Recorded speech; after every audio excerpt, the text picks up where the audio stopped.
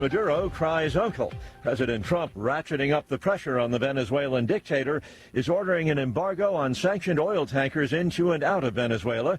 Mr. Trump says Maduro uses oil revenue to finance drug trafficking and other crimes. The Trump administration is expanding its travel ban to include 5 more countries while imposing new limits on others. President Trump continues to clamp down on travelers from select foreign countries. The administration announced that citizens of Burkina Faso, Mali, Niger, South Sudan, and Syria are banned from entering the United States. It's also fully restricting travel on people with Palestinian Authority-issued travel documents. Back in June, the president announced that citizens of 12 countries would be banned from visiting the U.S., and those from 7 others would face restrictions.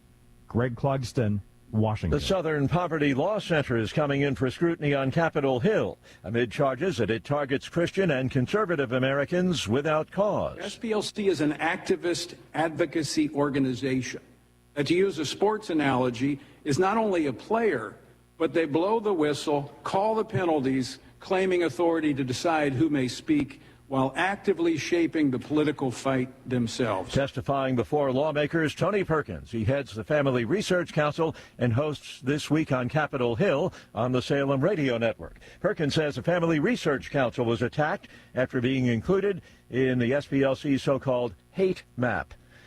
Warner Brothers is telling shareholders reject a takeover bid from Paramount Skydance, saying that a rival bid from Netflix will be better for customers. Watching Wall Street ahead of the opening bell, the Dow futures are up 102 points. NASDAQ futures 63 points higher. More on these stories at townhall.com. This message is for anyone looking for $500,000 to $1 million or more of affordable term life insurance, even if you have diabetes, high blood pressure, or taking anxiety meds. Here's an example. If you're a 50-year-old male, maybe overweight with type 2 diabetes, $1 million of term life insurance may only cost about $200 a month. We're Term Provider, experts in finding affordable term life insurance for those that may not be in perfect health. If you've had prostate cancer, heart conditions, high cholesterol, or on prescription medications, you may still qualify for $500,000 to $1 million or more of affordable term life insurance. Get a quick quote by calling Term Provider at 800-555-2085. 800-555-2085. If you're looking for term life insurance but have type 2 diabetes, high blood pressure, or have other health issues, call Term Provider at 800-555-2085 or visit termprovider.com. termprovider.com. The Bondi Beach gunman faces 15 murder charges. An accused gunman in Sydney's Bondi Beach massacre has been charged with 59 offences, including 15 charges of murder, as hundreds of mourners gather in Sydney to begin funerals for the victims. 2 shooters slaughtered 15 people on Sunday in an anti-Semitic mass shooting targeting Jews celebrating Hanukkah at Bondi Beach, and more than 20 other people are still being treated in hospitals. All those killed by the gunmen, who've been identified so far, were Jewish. As probes unfold, Australia faces a social and political reckoning about anti-Semitism, gun control, and whether police protection for Jews at events such as Sundays are sufficient for the threats they face. I'm Charles de Ledesma. And a fundraiser for the man who tackled one of the gunmen has raised millions of dollars for his recovery from gunshot wounds. News and analysis, townhall.com.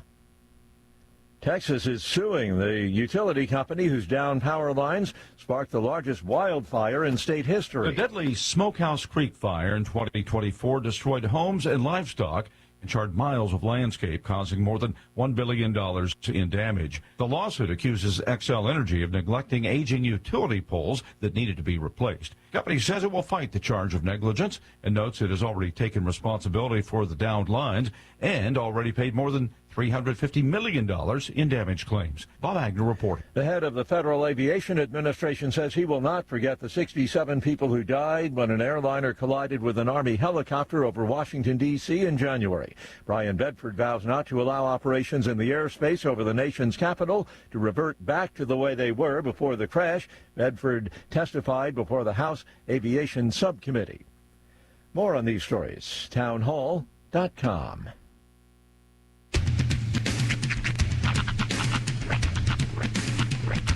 What in the wide, wide world of sports is going on here?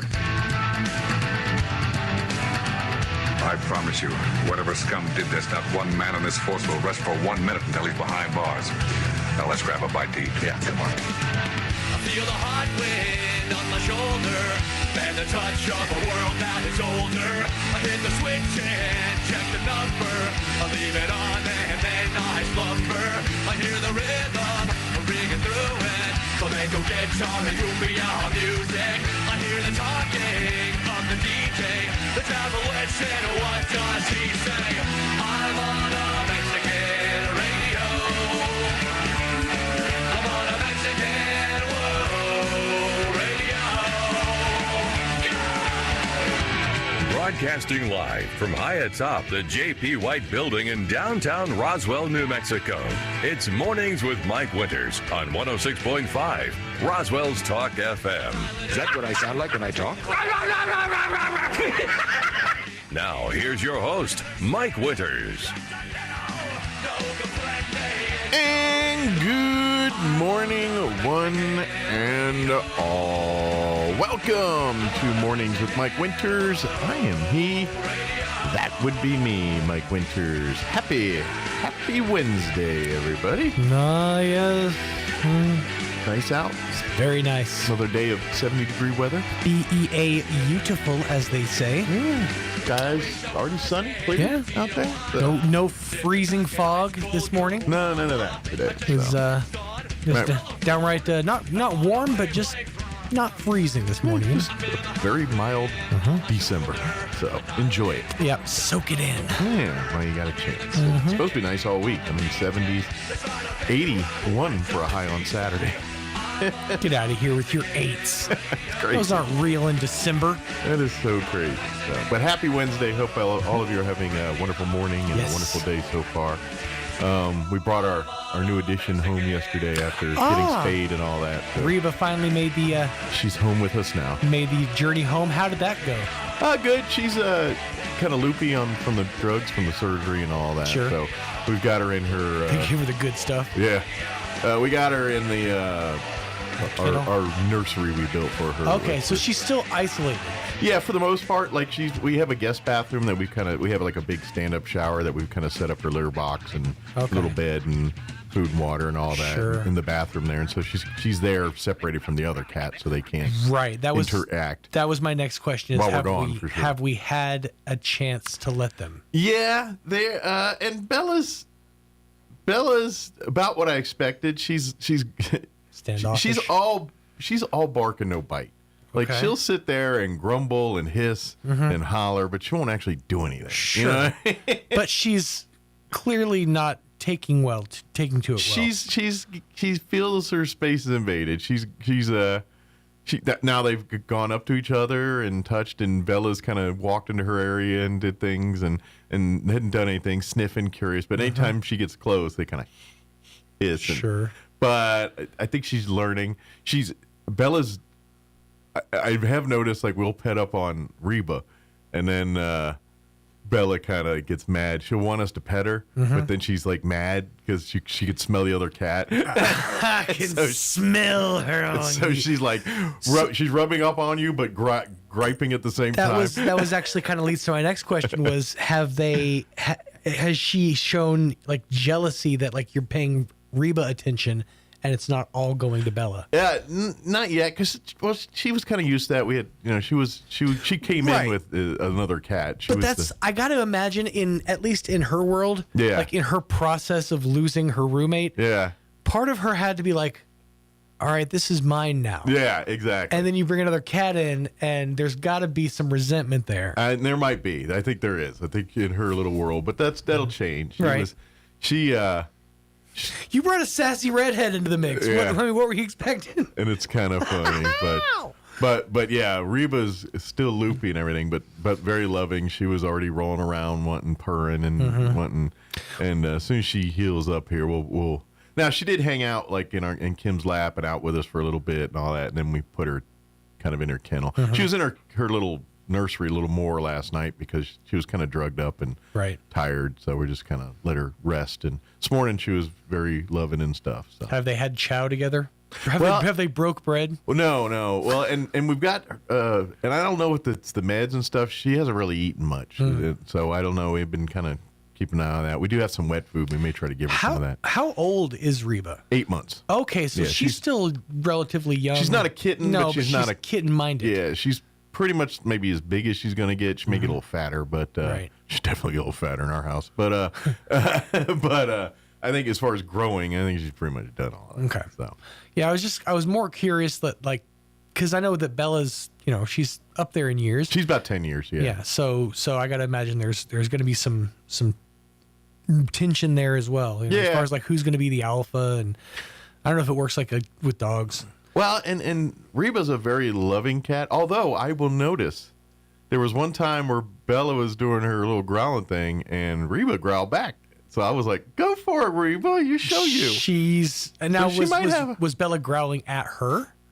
Yeah. Okay. Yeah. Good. I was curious because I know that Bella tends to kind of hate you guys. Yeah. And I was wondering if Reba was like, no, this was back off them. They're my heroes. Reba was up in Kim's lap. Bella was on the floor sitting there, and then they were looking at each other, and then you just saw Bella go, and then Reba right back at her, and I was like, all right. That's what you should do. Show your stand up a little bit. That's good. So this weekend, just have you and Kim both sit crisscross applesauce on the floor if you can.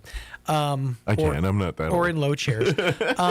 Have Bella on one of your laps, Reba on the other, and then have pet them for a little while, give them some attention, and then trade. Yeah. See how they feel in the other smell realm. Well, I can tell you right now, Bella won't sit in either one of our laps long enough across from us while the other cat's in the other lap right now. Got it. Give it time. Yeah. Not going to happen today. Bella doesn't like being in your lap unless she wants to be in your lap. Like you put her in your lap, she'll kind of hang out there for a minute and she's out ski. But if she comes up, she'll camp out. Literally, if I'm not feeling good or something, and I'll sit in the chair, she'll camp out. And if I'm there all day, she's right there all day too.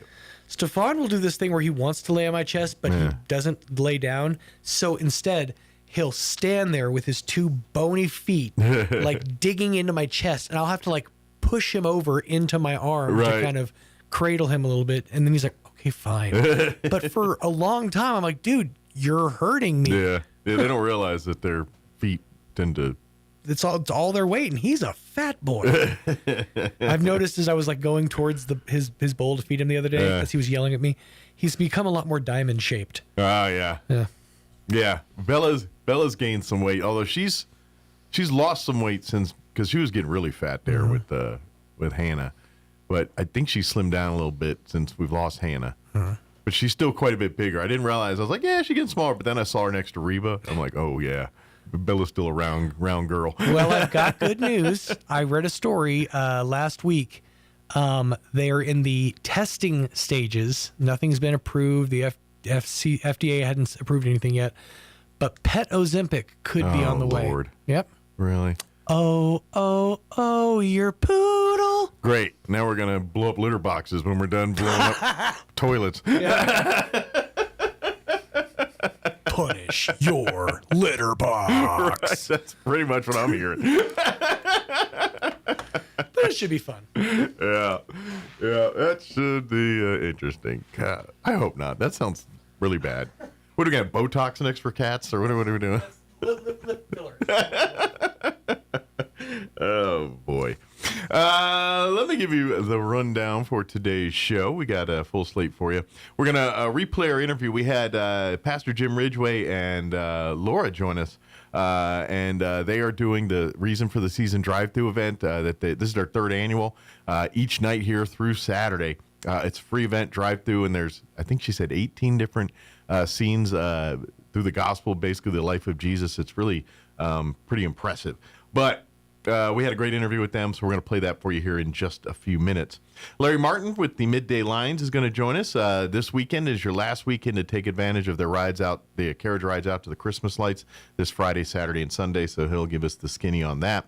And then earlier this week, Don Weld with the Alzheimer's Association joined us, talking a little bit about, just to give us an update on their folks looking for resources.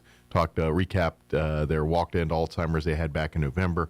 So we'll play that interview for you here in the 9 o'clock hour, about 9:15 this morning. Plus, we'll have have all of your local and national newses, your Wall Street business updates, Cowboys sports reports, and what have you, and whatever else we can come up with for today's show. Before we do any of that, though, let's go ahead and take a gander at your weather. Like I said, it's pretty nice this week. Really overly warm, especially for a week before Christmas. I'm meteorologist Steve Hamilton with your Pecos Valley weather. We're in good shape today. We'll be in the upper 60s to about 70, and we should get plenty of sunshine. Overnight, upper 30s and low 40s under clear skies, and then it looks about the same for Thursday. Mostly low 70s and plenty of sun. We're in good shape for Friday, too. Mid 70s and sunny. We could hit 80 over the upcoming weekend, and we'll stay sunny and dry. That's your latest forecast. I'm meteorologist Steve Hamilton. Thank you, Steve. Currently 33 degrees here in Roswell. Humidity is at 52%. Winds currently out of the north at 6 miles per hour. Sunny and 70 for our high today. Winds will be out of the south, 5 to 10 miles per hour. Tonight, skies will be clear. Expect an overnight low of 40 degrees with south winds 5 to 10 miles per hour. Thursday, looking a whole lot like today. Mostly sunny, 71 for a high. Northwest winds 5 to 15 miles per hour. Tomorrow night, partly cloudy, looking at an overnight low of 34 degrees with winds out of the south at around 5 miles per hour. Friday, sunny skies, 73 for a high, south winds 5 to 10 miles per hour. We're looking at the weekend hitting the 80s on Saturday, sunny skies, 81 for a high. Saturday night, clear, overnight low of 41, sunny and 71 on Sunday. And then your Christmas week, Monday and Tuesday, 73 Monday, 74 Tuesday of next week. So the warm temps continue, and looks like it continue into Christmas week. I haven't seen Christmas Eve, Christmas Day yet, but the beginning of the week looking a whole lot like this week, 70s. So who knows? It might be your grilling for Christmas instead of outside grilling in T-shirts and shorts. It kind of feels like that's the way it's headed anyway here. Let's see. It is 17 minutes after 7 o'clock. Let's do this. Let's take a quick commercial break, and then on the other side, we'll play our interview with Pastor Jim Ridgway and Laura talking about the reason for the season drive-thru event happening the rest of this week. That's up next. Don't go away. You're listening to Mornings with Mike Winters. The gateway to your summer getaway is Roswell Hyundai during the Hyundai Getaway Sales Event. With rates as low as 0% for up to 60 months and 0 payments for 90 days on 2025 Hyundai Palisade, Santa Fe, and Santa Fe hybrids. Plus 2.99% for up to 48 months on 2025 Tucsons and 2.99% for up to 48 months on new Elantras. Or lease the all-new Tucson as low as $289 a month or the all-new Elantra as low as $239 a month. Before you get away, head for the Hyundai Getaway Sales Event at Roswell Hyundai, 1909 West 2nd. Artesia General Hospital presents Healthy Living Tips for the fall and winter seasons. As the days get shorter and the temperatures drop, keeping your family healthy takes a little extra planning. Start with the basics. Wash your hands often, especially after being out in public. And don't forget your flu shot. It's one of the best ways to prevent serious illness during fall and winter. Holiday gatherings are coming too. Enjoy the season without overdoing it. Choose vegetables and lean proteins first, then savor those festive treats in moderation. And with heaters running around the clock, your skin can dry out fast. Use a good moisturizer, drink lots of water, and consider adding a humidifier at home to keep everyone comfortable. Simple habits can make a big difference. These healthy living reminders are brought to you by Artesia General Hospital, ready to help take care of you and your family. Happy Honda Days are here. A great new ride and just in time for the best deal of the year. Get 4.99% APR for 60 months on 2025 Honda Pilot EXL, 3.99% for 60 months on 2026 CR-V Sport Hybrid, or 2.99% for 60 months on 2025 Honda Accord Hybrid EXL. Plus, own a 2026 Honda Civic Hybrid Sport Hatchback in as little as 48 months at 4.49%. Happy Honda Days on now at Roswell Honda, 2177 West 2nd. If you want to install a new roof, you can do it the cheap way or you can do it the right way. Jennifer here from Trustmark Roofing, and one of our customers recently found this out the hard way. He was going to hire us to re-roof his roof, but he found someone to do the job for $2,000 cheaper. Half a year later, this customer called us to re-inspect his brand new roof. Turns out this contractor was not a contractor at all. He had no license and no insurance. The roof was installed incorrectly and never had been passed by the city inspector. We had to re-roof his brand new roof. Tear off the shingles and start from scratch. It was the most expensive $2,000 anyone has ever saved. If you need a roof installed the right way, you can trust who your neighbors trust. You can trust Trustmark Roofing for no obligation to the penny quote on your roof transformation. Call 575-755-ROOF. That's 575-755-7663. Trustmark Roofing, we put people first. Get a great deal on versatile Kubota equipment today. Like the Kubota L-Series compact tractor, the #1 selling compact tractor in the U.S., Z-Series mowers, and Sidekick utility vehicles. Stop by your local Kubota dealer today.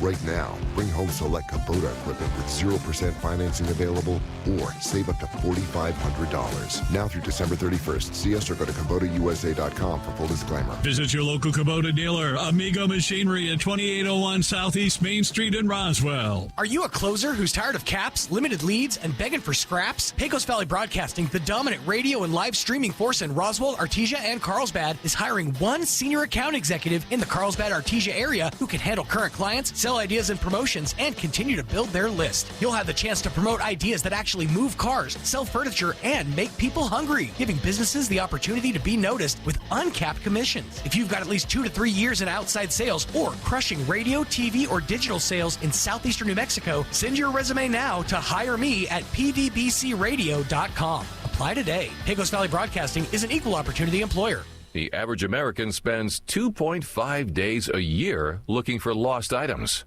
We aren't sure how long Europeans and Asians look for lost stuff. We lost the list. Here's Mike Winters.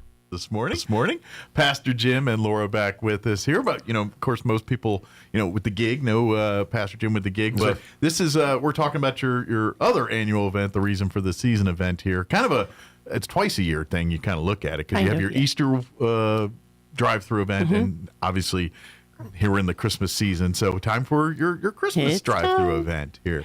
So for folks that may have never participated before, kind of give what the experience is. Yeah. Well, if you come on out and join us, the address is 6439 West 2nd Street. And as soon as the sun goes down around 5:30 is when we start. Yeah, the good news is it's winter and it's dark at like 5 o'clock. Right. And so we start at 5:30. And so basically you get to sit inside the lovely comfort of your own vehicle. Mm-hmm.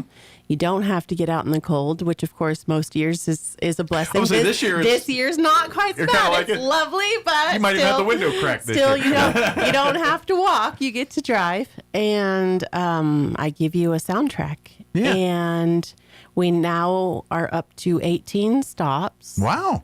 We started with 9. Now we're up to. I've literally doubled. It's twice. Yes. In year 3 of this event. I have been literally working my fingers to the bone. Okay. So to expand. So if you've gone in years past, it's different. So yes, if you've gone in years past, especially the first year, it is literally twice what you saw it before. Very good. So it's a blessing. And so you drive through and you get to see the entire story of the gospel. Yeah, it's the birth of Jesus, and basically. It's the whole thing. It's the birth, the death, and the resurrection. Oh, so it's the entire... It's the entire gospel. So it's not just the Christmas, but it's covering it covers the reason... The whole reason for the season. From the day of the 3 men to the rise, to his risen. Yes, absolutely. Gotcha. Okay, very cool. And it goes. That's why you needed more stops because there's quite a few things in between there. Quite a few things to add to the story, and then you get to go to the end and have fellowship and prayer. And so, once if the Spirit moves you, you can pray for people, and we definitely need prayer warriors out there. Absolutely. So especially if you've been through before and you know how much it touched you. Come out and be a prayer warrior for all those people that are out there who are hungry for prayer, because I built, actually, it would be 19 stops because I built a prayer building. So, man. So yes. So is that what you do in the off season? building literally for the obviously you have full-time the Easter drive-through event. I put together the math, and I want to say it was well over 3,000 man hours have been put in out there. Well, man hours out there. But do you have folks helping you? You're doing this all pretty much by yourself. Sometimes you have a friend or two hold up a board or something, but most of the time it's you kind of doing your thing. Yeah. Awesome. Sorry. That's my leg telling me. I'm about to say, I am very tired. but as the scripture says, the spirit is willing, but the flesh is weak. But my spirit is soaring right now because we had a really great night last night. Well, and that's the thing, that too, was is opening it's night, growing, so. and you're getting more and more families that are driving through and experiencing it. So, blessed. after you get 3 years under your belt, you tend to start to get good at it. What brings me so much joy is that now families have been coming through year after year, now and it's a family tradition. Yeah, and they're like, "Oh, we just love this, and we just look forward to it every year, and it's such a blessing." Well, and I also think it's a beautiful way to kind of encompass all of Christmas, and what I mean by that is, sure, it's fun to go drive with the family and see the Christmas lights and all that. That's really cool, and that's a special moment. This kind of includes the best of both worlds, where yes, you get to drive out as a family, and yes, the displays are going to be lit up and really impressive to see. But at the end of the day, there's a story. You're learning the real reason why we celebrate Christmas, why we celebrate, why we're Christians, why Christians are Christians. This is it. Mm-hmm. Everything else is filler. This is it right here. This is the reason why why we are children of God, why Jesus made the sacrifice, and why we are all got a free ticket to heaven as long as we believe because of Jesus Christ. And so but this story also, and why we celebrate, and why it's such a big deal. Santa's fun, and Christmas lights are fun, and all that's fun, but this is the reason. And so I think I love this event because it combines both that. It gets the kids excited to say, "Oh, we're going to see like the Christmas lights and things," but they're getting a little education with this. And Christmas. that's what I lean on throughout the year when I'm like, "What am I doing? I'm so tired." But I'm like, "No, you know what? I got taught the very first year because you never." It's an underestimation, I suppose, of you take an expectation and you think, oh, obviously, I'm sure that child knows the story because their parents are Christian.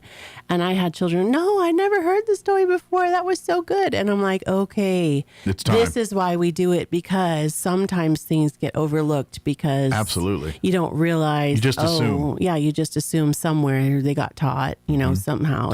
And I would even offer that even if you're a Christian your whole life and go to church every Sunday. Yeah, absolutely. It's very easy to get into going through the motions mindset, where it's like, I go to church on Sunday because we go to church on Sunday, and you kind of autopilot through these things. Yeah. And this is that reminder. Yeah. And you go through and it's like, oh yeah. I mean, it, you see the story, you know how it ends. Right. But at the same time, just to get the visual, to get the reminder, it's like, oh yeah, this is what it's really all about. Not, we have all of our bean suppers or whatever, you know what I mean? We have these events, we have our things, and those are great for fellowship. At the end of the day, this is why we're in the room. This is why we're here, and this is what we're doing.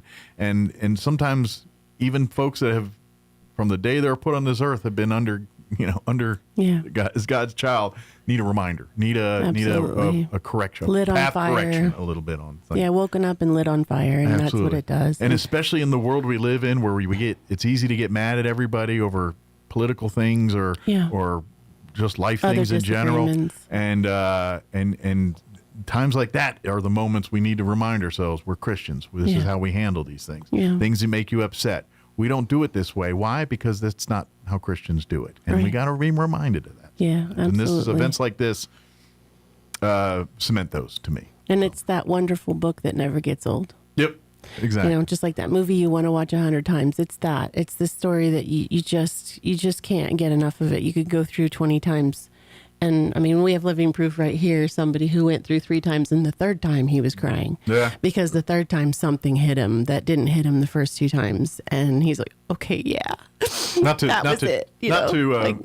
make light of this, but it's kind of me like Naked Gun movies. You ever watch a Naked Gun movie? You remember those in the back of the day? Like you watch, and there's like so many things going on. You I missed that. This is kind of the same deal. I missed that the first time. So many times. Well, and that's the thing. I built it. I made it, I recorded it, and I have to go through and test it. Sure. So when I went through and tested it, the new stations made me cry. Nice. And I'm like, okay, I knew it was coming. It's hitting you, and you knew it was coming. Yeah. And so, I even recorded it, and then I went through, I'm just like, you just sit in front of it, and you hear it, and you're just bawling, because that's what the word does. Yeah. And the thing is I talked to my husband last night, because we were just recapping the night. And I'm like, oh, now I get it. He says, what? I said, I don't understand why the longer the night goes, the more powerful it gets. And I realized it's because all night long, the scripture is being read out loud. Yeah. All night long. So every car that goes through gets the message. That scripture is being played out loud. Turning into an earworm, like you kind of get stuck in your head. Yeah. Well, no, I'm just saying. I mean, a good way. You know what I mean? That reminding message. There's power in the word. Mm-hmm. It is our sword. And when it gets read out loud, the heavens move. And so every car that comes through, whether you've seen it before or not, you're playing that soundtrack and it's the word of God. Sure. And it's being played out loud. So we're moving heaven just by listening and going through the soundtrack. Yeah. So all I can say is experience it for yourself. Just come and see. Good news is you've got quite a few opportunities between now and all the way this to weekend. Saturday. Yeah, this weekend. I recommend coming early because a lot of people come on Friday and Saturday because it's the only time they can. So That's if their you busy can, time. come early, come early. So Wednesday, Thursday, you might have a little less wait time on some of that. But you kind of get I try to get everybody through. through. I mean, we go pretty quick. I can get someone through about every 4 minutes. Okay, very good. 4 or 5 minutes. It's a well-oiled machine. Pretty much, Yeah. yes. And so if you've been through before and you already know the instructions, it takes about 3 minutes. But if I have to give you instructions, it takes about 5. Well, we want that. We want to see our return visitors, but we'd like to see a bunch of new people. Yeah, I want to see new people. Come experience it for the first time. But my hopefully big for the first caveat night. would be stop at the welcome station because a lot of people are just coming and Kinda roll through. want to roll through. I'm like, no, you need a soundtrack. It comes with a soundtrack. Otherwise, it's you miss important. half the It's message. important. Yeah. It's kind of like it's important. It's kind of like watching the TV without the sound on. Exactly. So stop at the welcome station and get your soundtrack. Now it'll be again tonight through Saturday. Through Saturday, December 20th. Yeah.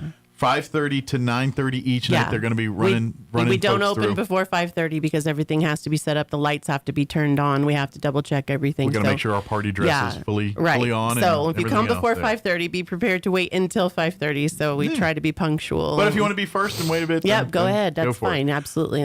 Put this in your GPS if you're not familiar. 6439 West 2nd. It's a Deer Creek neighborhood there, and just 6 miles north of the highway there. So if that sounds confusing, you just pass release route. Yeah. Pretend you're going to Ruidoso, but don't go. Yes. Just stop before you leave. And if you do go to Ruidoso, you might as well get something on your way there, back, go back. come before 9, and then you can go through. But you should be able to see it. And because of all the requests of it's really dark out there, I put a lot of light on the street. So as soon as you see the light start slowing down, but you turn between the angels. There's angels on the freeway, so you literally turn. That'll be your sign. Turn Here's between your the sign. angels. Here's your sign. Turn between the angels. Come on in. Very good. Straight on to the welcome station, and if I remember correctly, donations are accepted, but they are accepted and not needed. but it's free. money This is a free not- event. yeah, this is a free I want event. it open to everyone. If you'd like to leave an regardless. offering, then if you know, you're so more than moved, then welcome. that would be Yes. amazing. But by all means, Yes, that is not. absolutely. If you don't have 2 nickels to rub together, don't Right. let that. Oh well, I can't make an offering. Exactly, Don't come no. anyway. This Yeah. is. We want you to experience it, Mhm. and if you're able, great. That would Yeah. be amazing. It sure helps make it easier for next. So you can Yeah. add.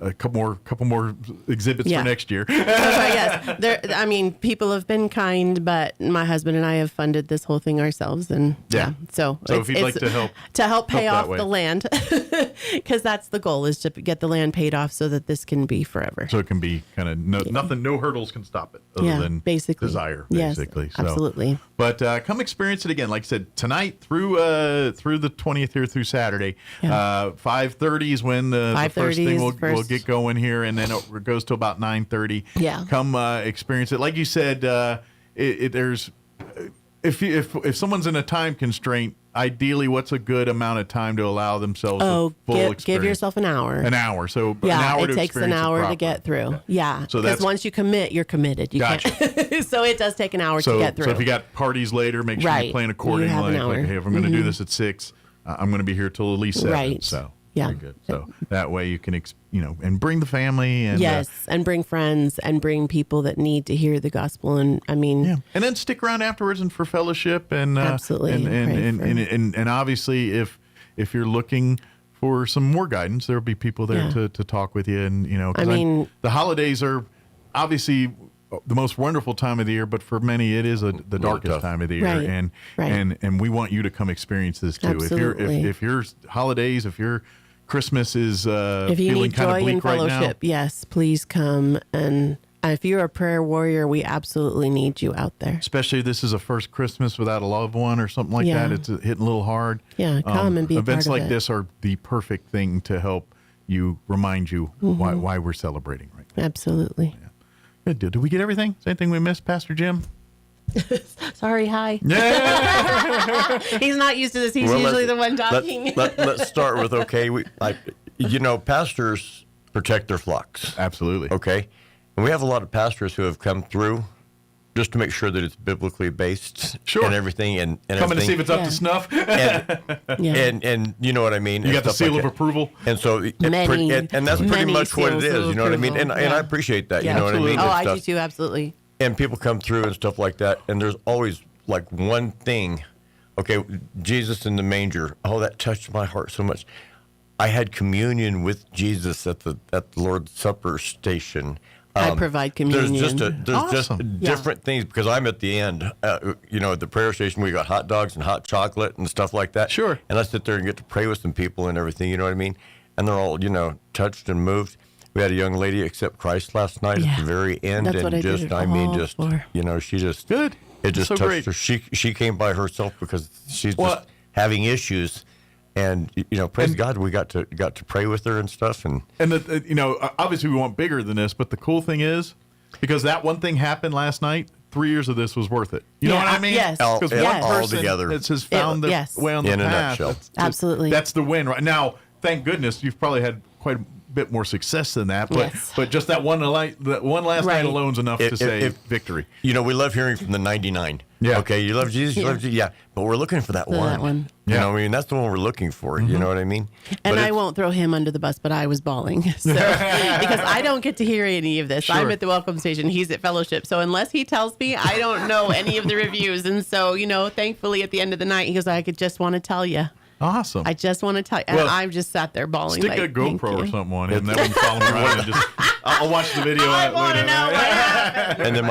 and then with our deal here with the nativity scene on the courthouse lawn that's become the big fight with the ACLU. Yeah, and that's been turned into a kerfuffle. I would ask Christians, don't attack County Hall. They can't do anything. Come see one. They can't do anything. You know what I mean? Okay, it just is one person.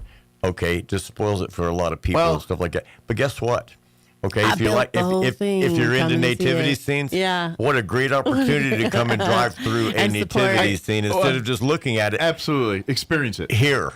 This is more of a multi-dimensional experience of that nativity. Come on out there and have a come to Jesus moment. Well, and I would offer this too, and I get what we were talking about this thing here, and I can appreciate the passion that people have to want to preserve this, but I also want to say, as a Christian, there's bigger fish to fry right now. Yes. And let's focus on that. Let's not get distracted by the semantical to miss the big message. Yeah. And it's real easy to do that in a world where we get mad and get uptight, and then we lose our focus. The Christian, what a Christian is supposed to do. And as Christians, we're supposed to remember, that if we lose 1 second of the peace and love and joy that God gave us for any reason, Satan's winning. Yep. Mm-hmm. You can't lose your peace, love, and joy over something like that. Okay? Absolutely. All right. You can't control it, but you can pray about it. You know what I mean? It says, "Come to the Lord in prayer and supplication about all things." Yeah. So that's what we need to do. Use your strength to tap into God's strength to help you through that. But keep us in prayer out there and stuff like that. Absolutely. Because, like I and said, come join us. Come see it for the first time if you've never. It's a blast. You know what I mean? And I've 3 years, and however many people, and I haven't had anybody say that was a waste of time. Never one. I don't think we're ever gonna. Not happening. And it's gonna. And at the most, you get someone outjoyous about it. Is you get the quiet ones that go home that night and you know what I mean, absorb it and think. Everyone processes things differently. But I'm sure when you're done, we'll know in eternity. When you're done how an hour much it later, you're impacted gonna leave with something to think about. It's kind of like going to church, or whatever like that. It costs you nothing. It costs you nothing, but you may gain. Well, that's just it. You don't. And I'm telling you. the best medicine for funk sometimes is to hang around others and to be with others and to get, I don't know how many times I don't feel like doing this. Even going to work sometimes, like, then you get there and you're like, okay, I'm talking to people. And this is times 100 doing that. So that's what this is. So thank you. Thank you for doing this. Thank you for thanks for having us. The sacrifices you and your family make to do this. And and folks, if you can make the love offering, that would be amazing. Like you said, this is something you do, a labor of love, and to be honest, need money to keep the labor of love going. But don't let that be a hurdle. If you can't afford it, don't just come ready, come for the message, and come in, and hang out for cocoa and hot dogs afterwards and everything else, and come experience that with us. And hopefully this is first of many visits each year. Then you'll be back at Easter to experience, and then back at Christmas again here. And just remember, come ready to receive. Yes, exactly. Come ready to just experience it. Come with an open mind, or come ready to embrace and I would even imagine there's probably, like you said, you're getting the seal approval from pastors all over town. So hopefully they're encouraging their flocks to visit as well. But I would imagine even the most seasoned Christian are like, I didn't realize that part of the story, or I didn't, there's going to be factoids. We've had a lot of that, you're like, I didn't realize that was also, that I missed that part how of commercialized everything has been. It's like one of those people are like, wait a second, what? And they're like, no, it says it right there. And like, okay, well, because they've depicted it like this, we thought it was this. No, the Bible actually says this. And like, a lot of people have learned new things. Yep.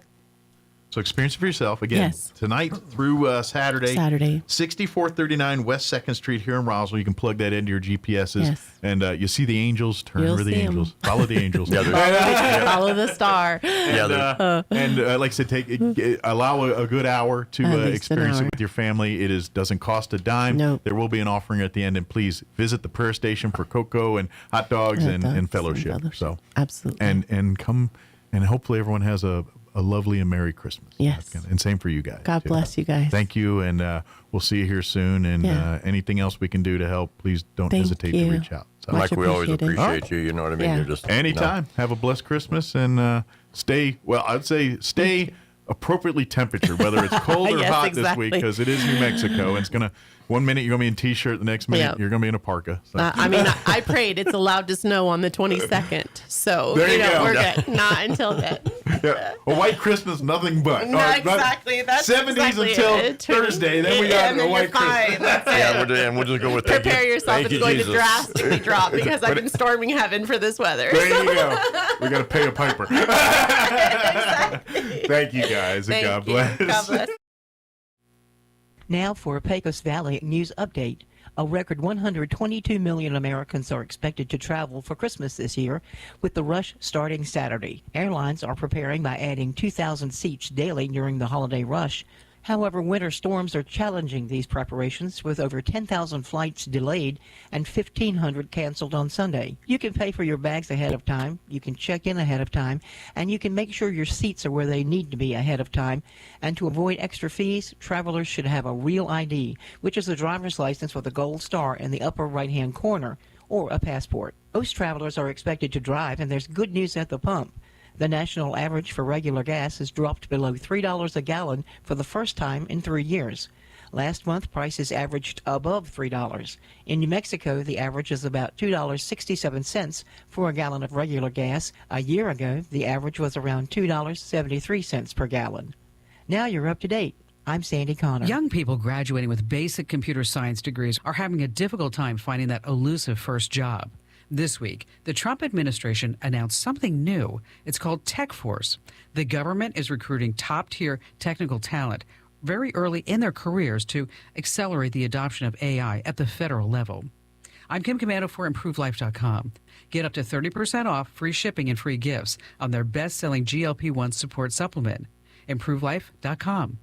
TechForce is hiring up to 1,000 new federal employees at salaries ranging from $130,000 to $200,000 a year, plus benefits.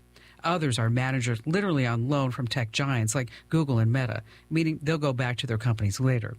You see, behind all those impressive government buildings are computer systems 15 to 25 years old or more. They must be updated. And this army of tech pros are going to do it. Find out more at techforce.gov. Sign up for my free newsletter at getkim.com. You know that feeling when you've just eaten and then somehow you're hungry again 10 minutes later? You're not broken, and it's not just willpower. Sometimes your hunger and fullness signals get out of sync. That's why I take Improve Life GLP-1 support.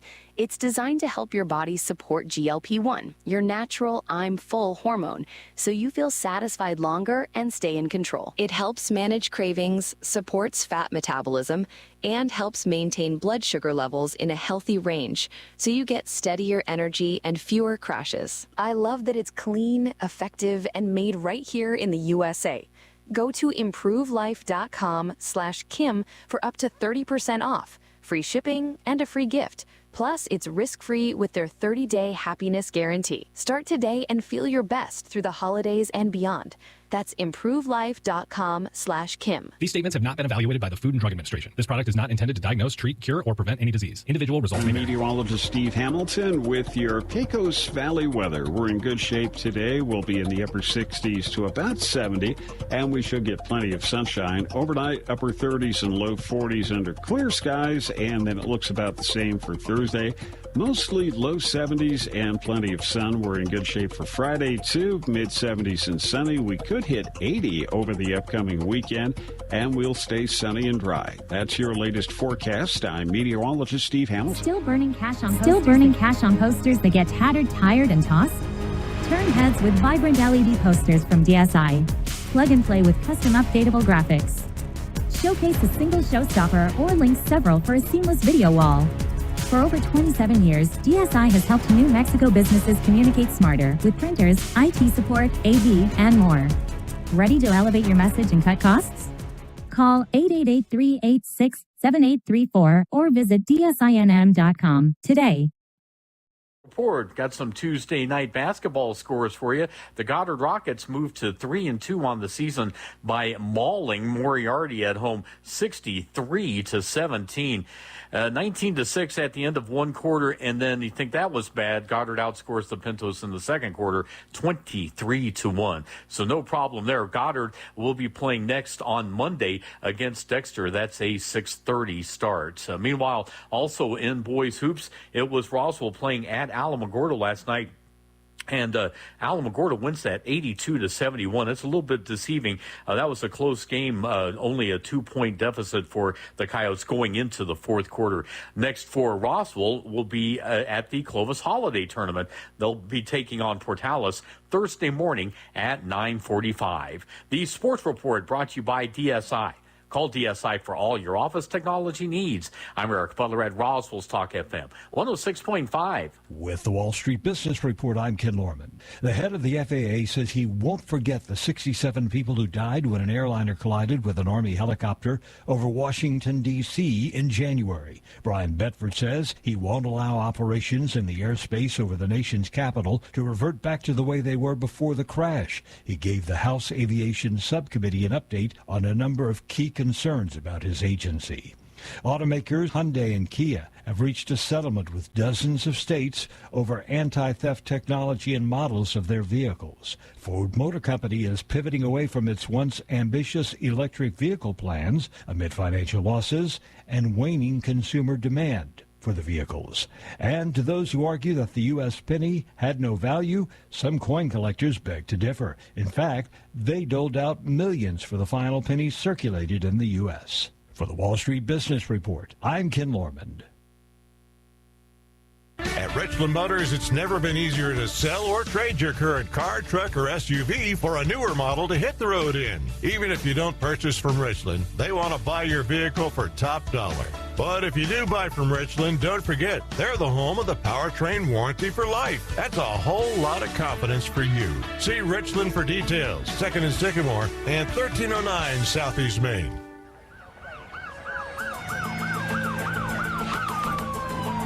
When you or a loved one need medical transport, Trans-Aero answers the call.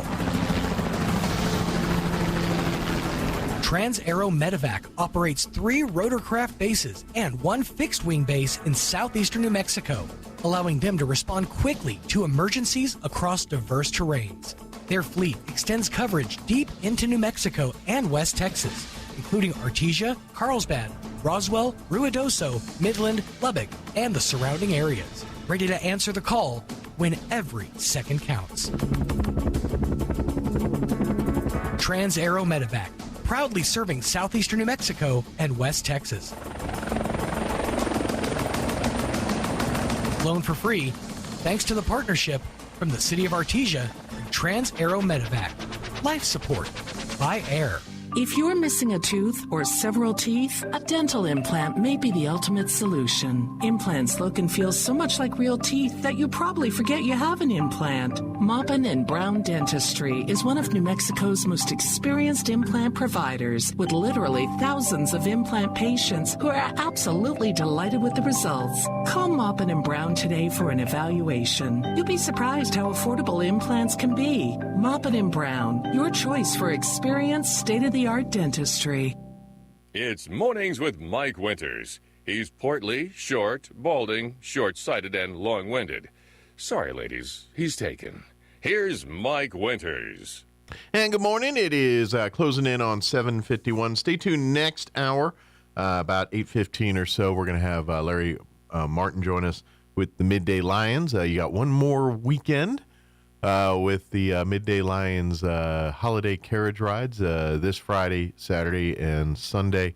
They meet up at the Scout headquarters there on Aspen, and then they go out to the pecan orchards and look at all the beautiful Christmas lights in the carriage. So Larry will come in next hour and give us a last-minute reminder on that there. So, indeed. Yeah.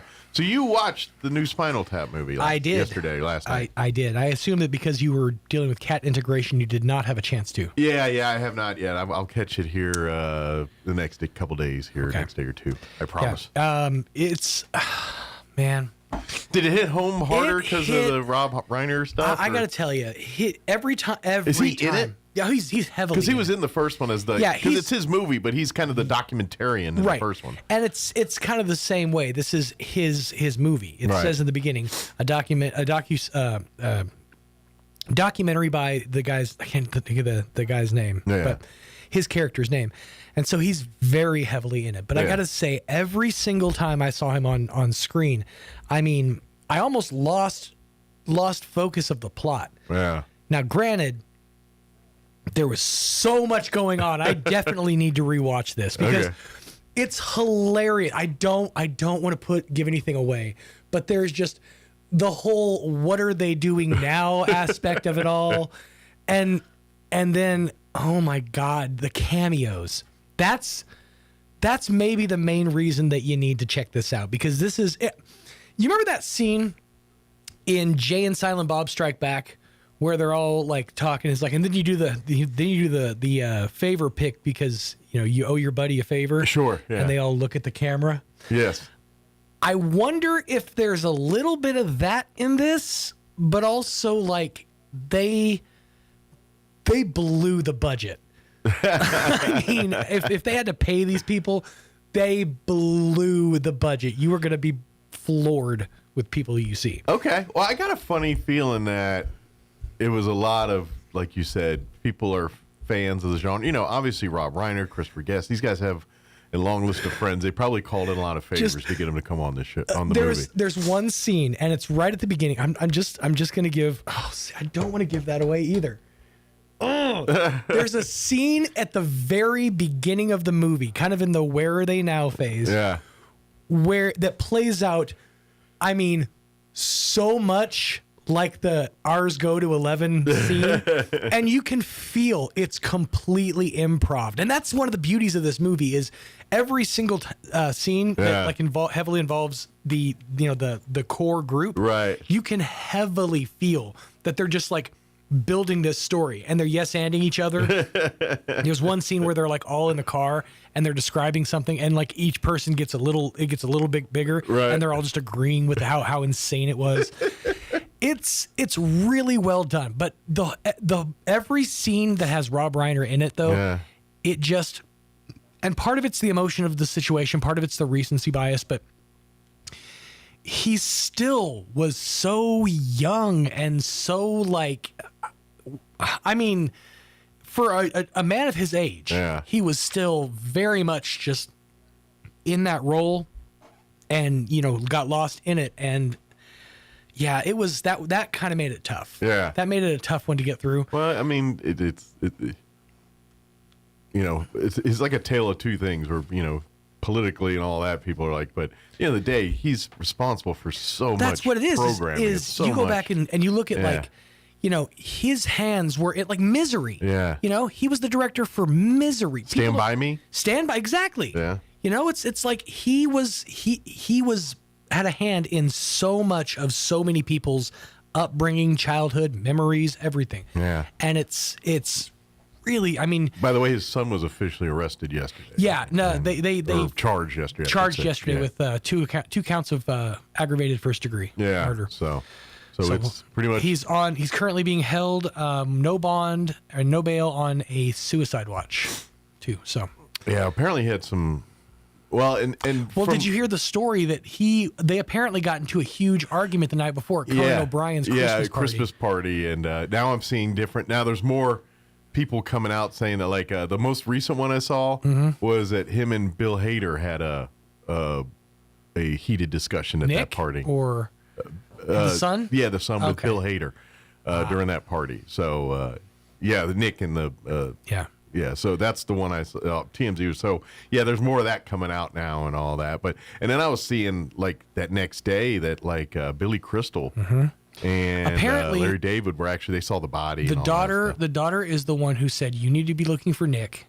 Like, she said, she called the authorities, said that her parents were dead, said, you need to be looking for Nick. And then the next call she made was to Billy Crystal. Gotcha. And I guess he and his wife We're rushed close. over as fast as they could. live. Sound like they live up the street. I think they live nearby. Because they also said Larry David was seen near the scene. Yeah, he was walking too. I emotional. saw him walking up with his wife. I think they're both there. So yeah, it's crazy. It's just a crazy thing. But yeah, I'm definitely want to see Spinal. So, and I don't know this. So is the premise of this movie like? Are they making a comeback? Are they doing a reunion tour? What is the purpose of their reunion here, or whatever you call it? This one I think I can say without blowing. Yeah, I don't. Yeah. Contracts. Okay.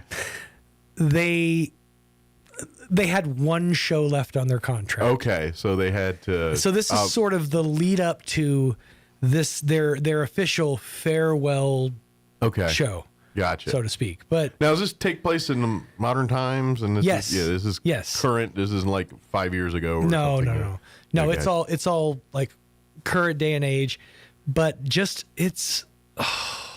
the Derek Smalls character, like Harry Castellaneta's or Dan Castellaneta's character. I always forget just how on point that guy is. Yeah, he's so funny, and his scenes, the whole thing that he's been doing like lately, it's on another level. Yeah, I mean, the writing in this movie is so good, and the writing's good, but the improv is better. And that's why I always like that style of show. That style. You get Harry Shearer, Dan Castellaneta, Michael McKean, Christopher Guest. You get them all in one setting. Yeah, you're gonna have magic. It doesn't. You don't have to do anything. And I literally love all those. Like, I mean, a couple of them but like the Best in Shows, and those are all just well done. They're just because they're so funny, but they're so like almost it's so viable. So like because it's.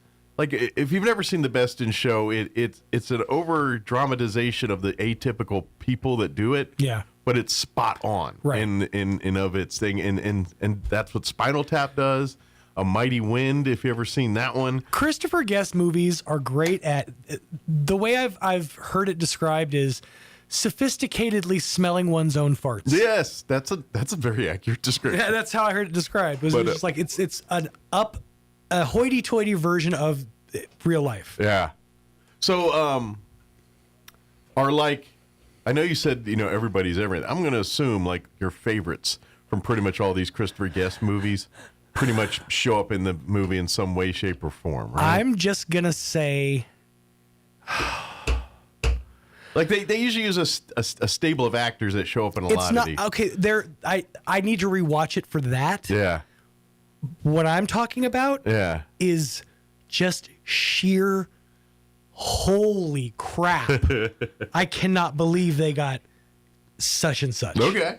Well, good deal. And but a lot of it has, Do you remember the original Spinal Tap very well? I know we got to go. Yeah, you know what? It's been a minute since I watched it, but yeah, yes and no. I'd be giving it away if I said anything. Put it this way.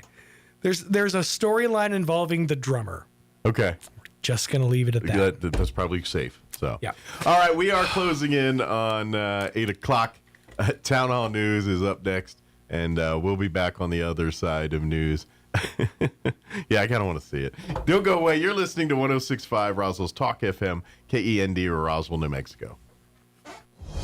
Breaking news this hour from Town Hall. I'm Rex Thomason.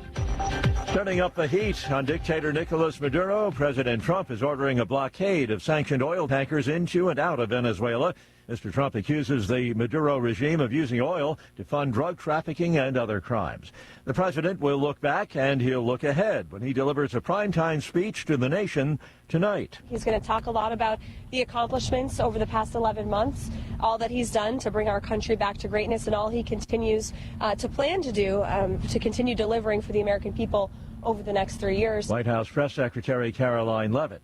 President Trump will travel to Delaware today for the dignified transfer of the 2 National Guard members killed in Syria. As Commander-in-Chief, the President will be at Dover Air Force Base to honor the U.S. service members killed in action. The dignified transfer is one of the most solemn duties undertaken by the Commander-in-Chief. Donald Trump has called it the toughest thing he has to do as President. White House correspondent Craig Clugston. Well, they haven't found him yet. The manhunt goes on for the Brown University gunman. Providence, Rhode Island Police Chief Oscar Perez is asking the public to review new, slightly clearer images of the person they're looking for. We want to focus on the body movements, the way the person moved their arms, the body posture, the way they carry their weight. I think those are important movement patterns that may help you identify this individual, which is extremely important. Rob and Michelle Reiner's 32-year-old son, Nick, has been charged with 2 counts of first-degree murder, the fatal stabbing of his parents. Nick Reiner's first court appearance is expected later today. Some of the 15 people killed in the Bondi Beach massacre in Sydney, Australia, have now been laid to rest. On Wall Street, the Dow is up 209 points, while the Nasdaq is down 53 points. More on these stories, townhall.com. Here's an important message from the Diabetes Solution Center. Do you like pricking your fingers to test your blood sugar levels? No one does, but it's important to maintain your health. And now, by wearing a small remote device called a continuous glucose monitor, or CGM, you don't need to prick your fingers anymore. It's easy to use and helps you make more accurate diabetes treatment decisions. If you are testing your blood sugar 3 or more times daily, injecting insulin, or using an insulin pump, call the Diabetes Solution Center right now. And if you have Medicare or most major insurance coverage, you may be able to get a new CGM at little to no out-of-pocket cost. Shipping is free, and we'll even bill your insurance company for you. If you are testing your blood sugar 3 or more times daily, injecting insulin, or using an insulin pump, call the Diabetes Solution Center right now to learn how to end the painful finger sticks and get your own continuous glucose monitor, or CGM, at little to no out-of-pocket cost. The driver who plowed his minivan into a crowd of soccer fans in Liverpool, England, has been sentenced to more than 21 years in prison. More than 130 people were hurt. The incident captured on video. Judge Andrew Menery called the footage truly shocking. It is difficult, if not impossible, to convey in words alone the scene of devastation you caused. It shows you quite deliberately accelerating into groups of fans time and time again. Prosecutors say Paul Doyle flew into a fury because he couldn't get where he was going fast enough to pick up friends. Doyle sobbed during the 2-day sentencing as prosecutors detailed the May 26 crime. He had pleaded guilty to 31 counts. A defense lawyer said he was horrified by what he did and did not expect sympathy. I'm Julie Walker. News and analysis at townhall.com. The last pennies are going for big bucks. Auction bidders spent top dollar for some of the final pennies to be circulated in the U.S. before the government ended the cents production. The U.S. Mint sold 232 3-cent sets for a whopping sum of $16.76 million last Thursday. One of those sets contained the last 3 pennies ever to be made. It sold for $800,000. Each set comprised 2025 pennies struck in Philadelphia and Denver, along with a 24-karat gold Lincoln cent. Each penny also bore a unique Omega symbol. Keith Peters, Washington. The proposed $85 billion merger of the Union Pacific and Norfolk Southern Railroads has lost the support of two of their biggest unions, representing more than half their workers. They're worried the deal will increase safety risks, among other concerns. More on these stories at townhall.com.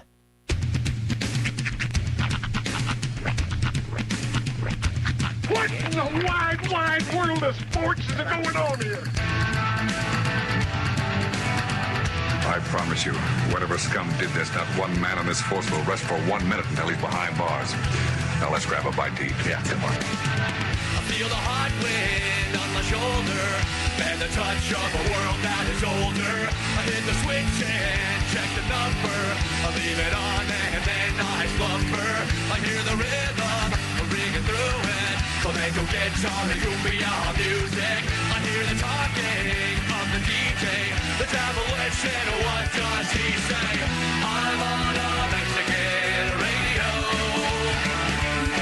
I'm on a Mexican world radio. Broadcasting live from high atop the J.P. White Building in downtown Roswell, New Mexico. It's Mornings with Mike Winters on 106.5 Roswell's Talk FM. Is that what I sound like when I talk? Now, here's your host, Mike Winters. And good morning. It is 6 minutes after 8 o'clock. Welcome to hour number 2. The Deuce. Of Mornings with Mike Winters right here on 106.5 Roswell's Talk FM. Happy Wednesday. Happy Wednesday, and I have to say a big happy 63rd birthday to a really close friend of mine, Mama T, Miss Teresa Cruz. Ah, happy birthday. Happy birthday, Mama T. Yeah. And here's to 63 more. She wants you telling everybody she's 63? Probably not. Ladies don't like that usually. 36. I'm dyslexic. It's 36. I can't help that I read things backwards. Thanks, Sean. I'm going to kill you now. The thing is, she knows where I live. But happy birthday. Yes, happy 36th birthday, Mr. Omati. That's a bummer, because I'm sure she gets shortchanged being a week out from Christmas or birthdays every year. You know what I mean? Yeah. Yeah, like my brother is a December 3rd birthday, and he kind of he got a little shafted as a kid on that. Yeah, that was my sister's birthday is right after Christmas, and then you always get the, we're getting you one big thing for both. It's like, are you though? Yeah. No. Although, in fairness, I do have to say this.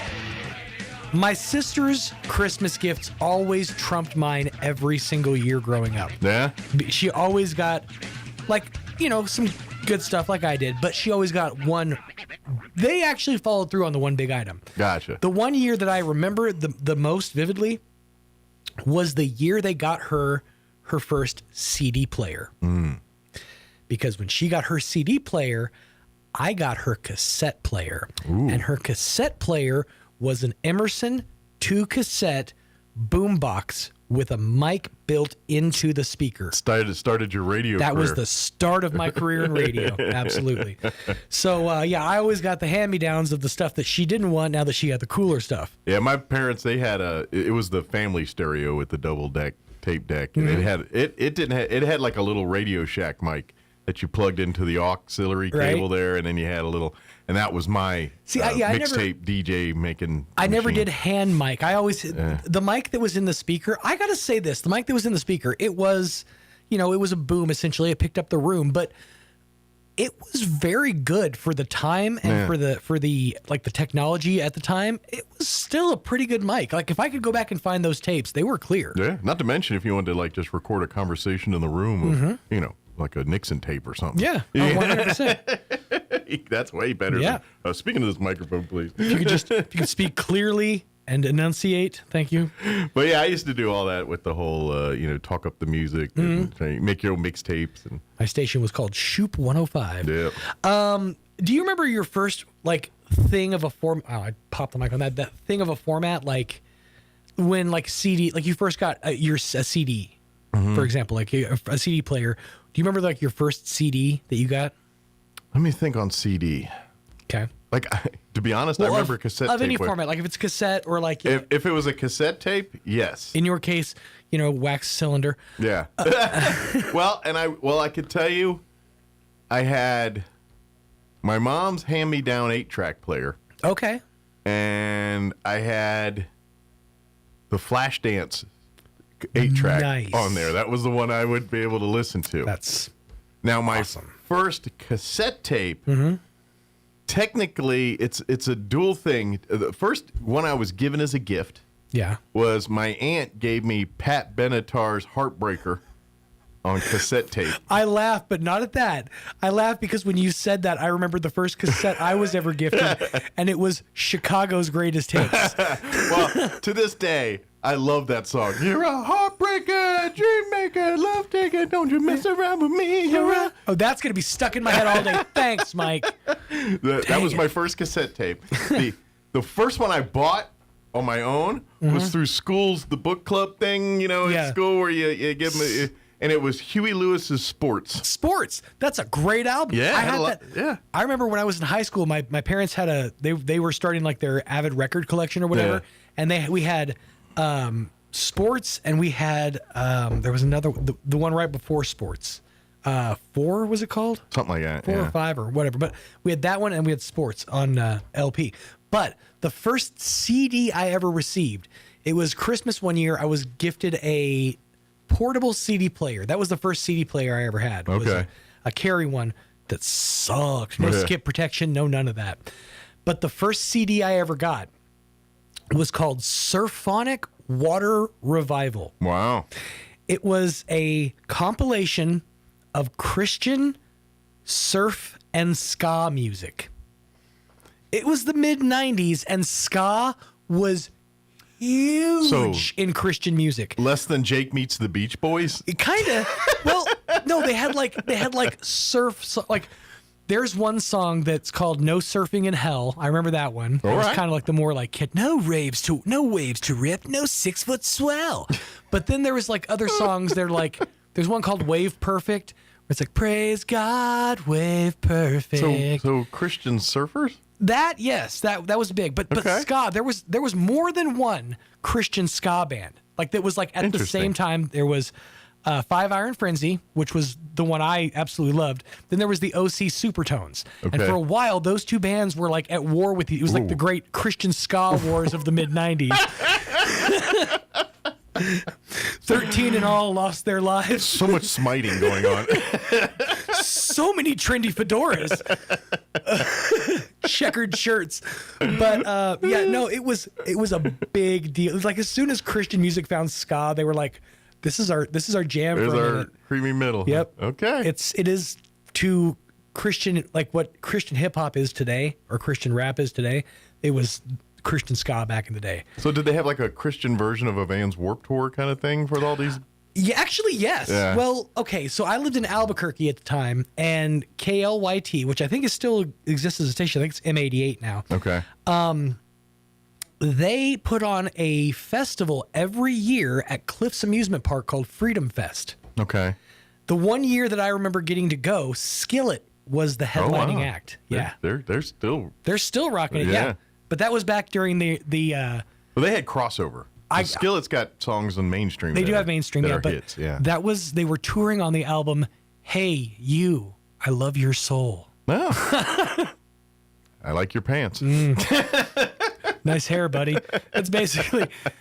I remember at the time, 5 Iron Frenzy had just put out an album called Our Latest Album Ever. Oh wow! Yeah, these are original. Yeah, which is still called that today. This is like 5 albums before or ago, but that reminds me of quite possibly one of the greatest titles of an album ever. And it's owned by the band System of a Down. They literally have an album that's called Steal This Album. Yeah. Yep. Which was great because record stores at the time had to go around and put stickers on all of them saying, please don't steal this album. That was good. System of a Down, that was pretty good. I got to give that to him. Blink 182 is known for a couple that I really probably can't say here. Yeah, they've had a few humdingers too. Yep, definitely. Oh man, hey, while I'm reminding you of things here earlier, this Saturday, bring the kids out to the Roswell Public Library. They're having their annual Yuletide Festival. Ooh. It's this Saturday at 10 a.m. and get there early because it's first come first serve. But it's a bunch of stuff, cookie decorating. The Grinch will be there for kids to meet. They're gonna have a holiday scavenger hunt, make and take holiday craft, a sing along, holiday stories.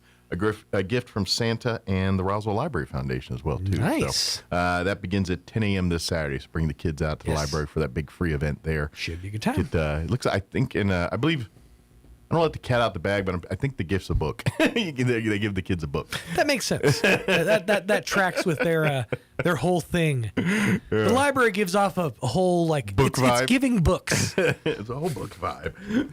As the kids say, it's giving books. It is. So that'll be here on December 20th this Saturday because it's stuff going on so much with the holiday weekend. Mm-hmm. By the way, spoiler, you're 1 week away from Christmas Eve. Yes. It is Christmas Eve is 1 week away. Exactly. It's been exactly 1 week from Christmas Eve. Yeah. So, something to plan for. You know what I started thinking about yesterday that I hadn't thought about at all yet? Yeah. Stocking stuffers. Like I haven't gotten any of the little things yet. Like I've been focused on let's get, the big ticket items in here. Yeah. And we're traveling, so I'm gonna have a little help with stockings. My sister there, Aunt Penny. That's right. She'll kind of probably help me out with a few things, but does everybody do stockings or you just doing for the kids? Yeah, well, I'm gonna assume that everybody's gonna have one. Because obviously what you put in a kid's stocking is not the same as you put in like the adult stocking. Well, that and my sister also has, bear in mind, 3 18-year-olds. Okay. Yeah, they'll be. So they're pretty much later. one in adult things. Yeah, and then one 21-year-old. So lottery tickets. Mm-hmm. Yep, lottery tickets Scratch and tickets. Big scratchy lottos. I imagine the scratch off lottery. This is probably their high water mark too. I would say this is their boom period, but you know who else's boom period it is? Brick and mortar and mom and pop shops, because we've officially reached that point where unless you overnight something for $50, $60. I was seeing the thing on the news yesterday about late. the dates to get it by Christmas. Yeah. They already put those out, and we're past some of them, I think. So go ahead and the head of Walmart just, boys, girls, it's our time to shine. Well, this is the time when you start going to, when you're at like all the box stores or whatever, it's Target or Walmart or like even a JCPenney's or something, and you get to that section, it's like, oh, yeah, they need this magnetic chessboard. All right. Last minute. You know what you need? You need a golfing green for your bathroom. That's right. Here's a box to carry your golf tees. It was all weirdly golf. It's basically what do you get for, as like a white elephant gift or for the 40-something in your life. Yeah. Here's a clock for your desk. Hey, or one of those Newton's cradles. Yeah. That was always a big... Here's a flashlight with a toothpick adapter. Anytime I see one of those on somebody's desk, I'm like, oh, you either got the shaft at the white elephant gift party, or somebody really doesn't like you. Or that the Zen sand garden. The Zen garden. The buttons. Yeah. All the different buttons that I've seen. Yeah. The one that is like the suction cup punching bag. Yeah.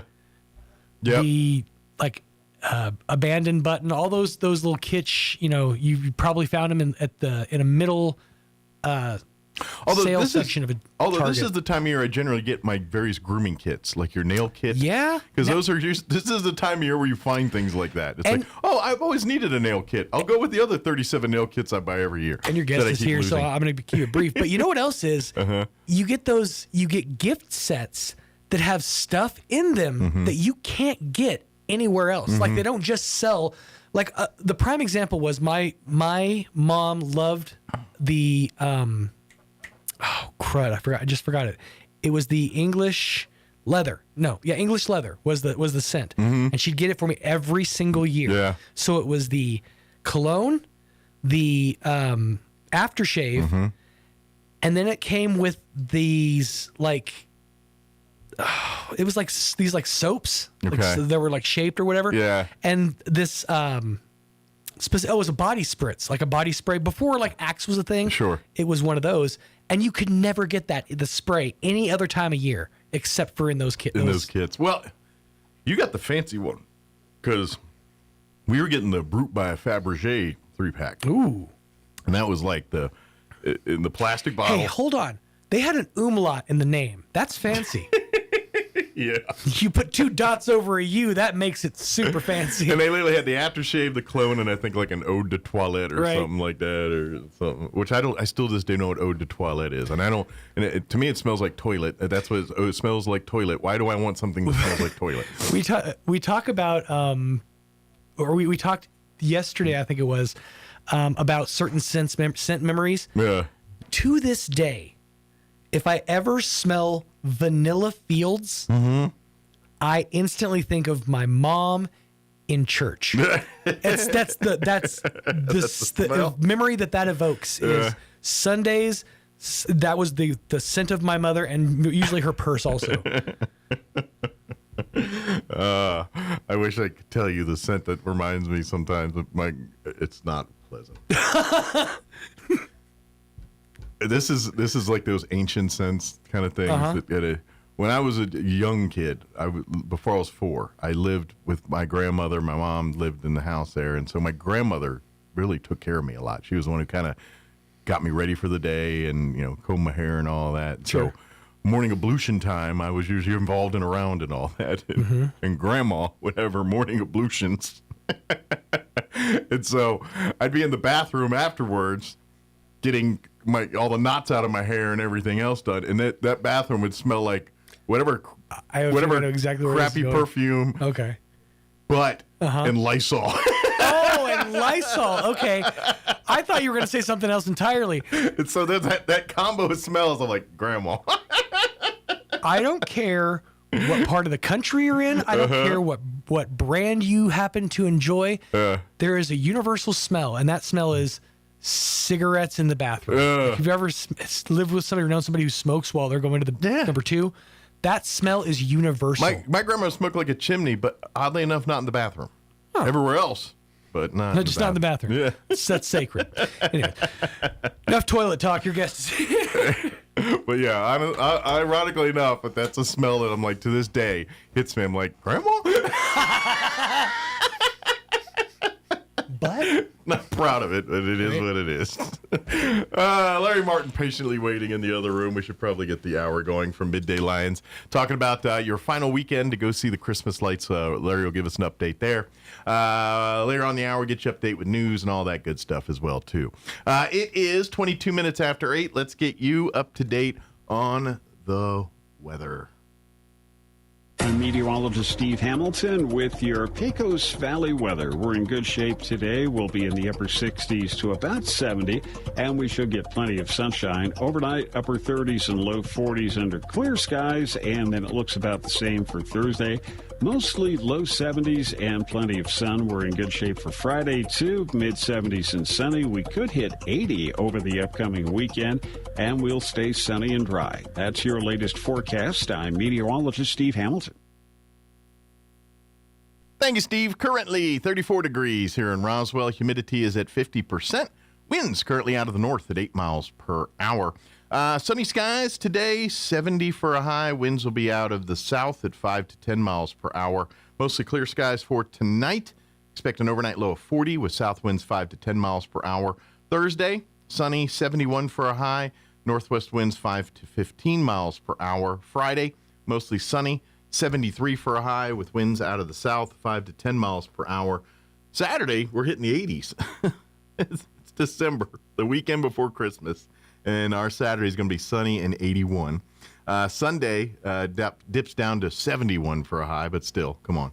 And then 73 on Monday, 74 on Tuesday next week. So I haven't seen Christmas Eve yet. We'll see that tomorrow. But the way it's going, it looks like we'll be in the 70s for Christmas as well, too. So some are happy.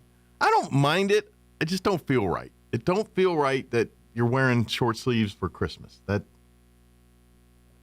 don't feel appropriate to me, but it is what it is.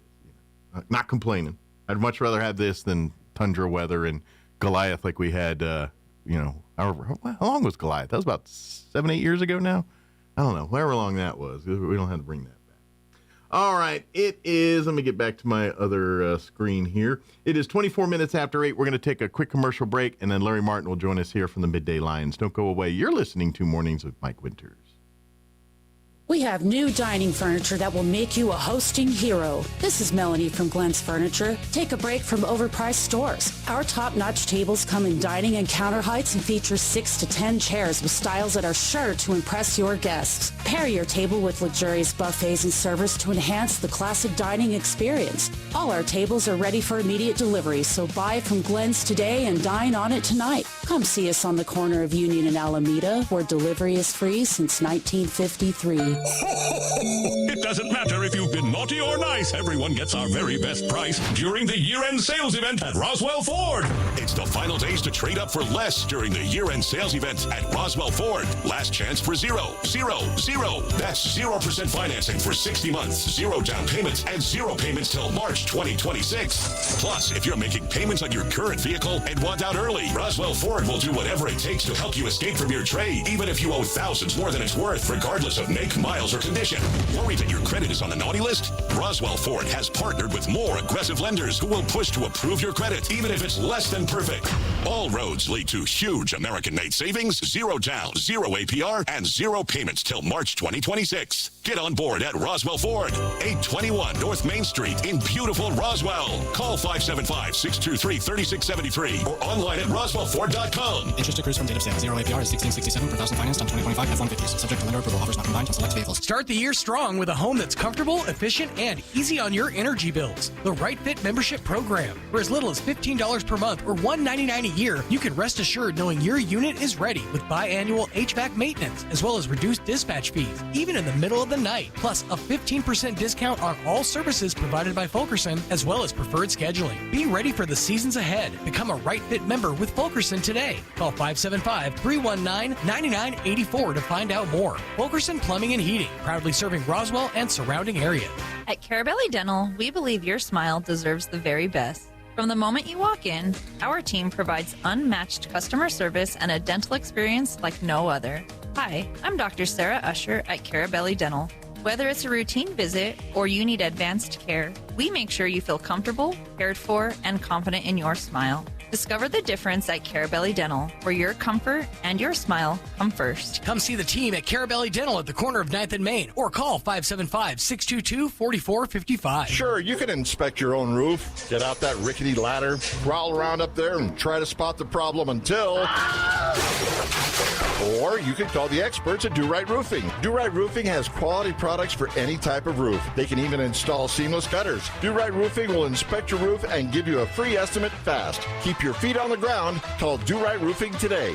575-623-2273. Let Do Right do your roof right. Find them fast in names and numbers. 'Tis the season for Santa Bucks at Roswell Livestock and Farm Supply. Every Friday and Saturday now through Christmas, and every day the week of Christmas. When you shop at Roswell Livestock and Farm Supply, you can draw to win up to $50 in Santa Bucks. Spend your Santa Bucks on hats from brands like Stetson, Bowie, Twister, Resistol, and more. Boots from Ariat, Justin, Twisted X, and Minnetonka. Clothing, jewelry, and accessories, women's handbags, even toys for the kiddos. Plus, enjoy special 50-year celebration deals. Shop hometown for Christmas at Roswell Livestock and Farm Supply, 1105 East 2nd in Roswell, celebrating 50 years. Here's a Mornings with Mike Winters fun fact.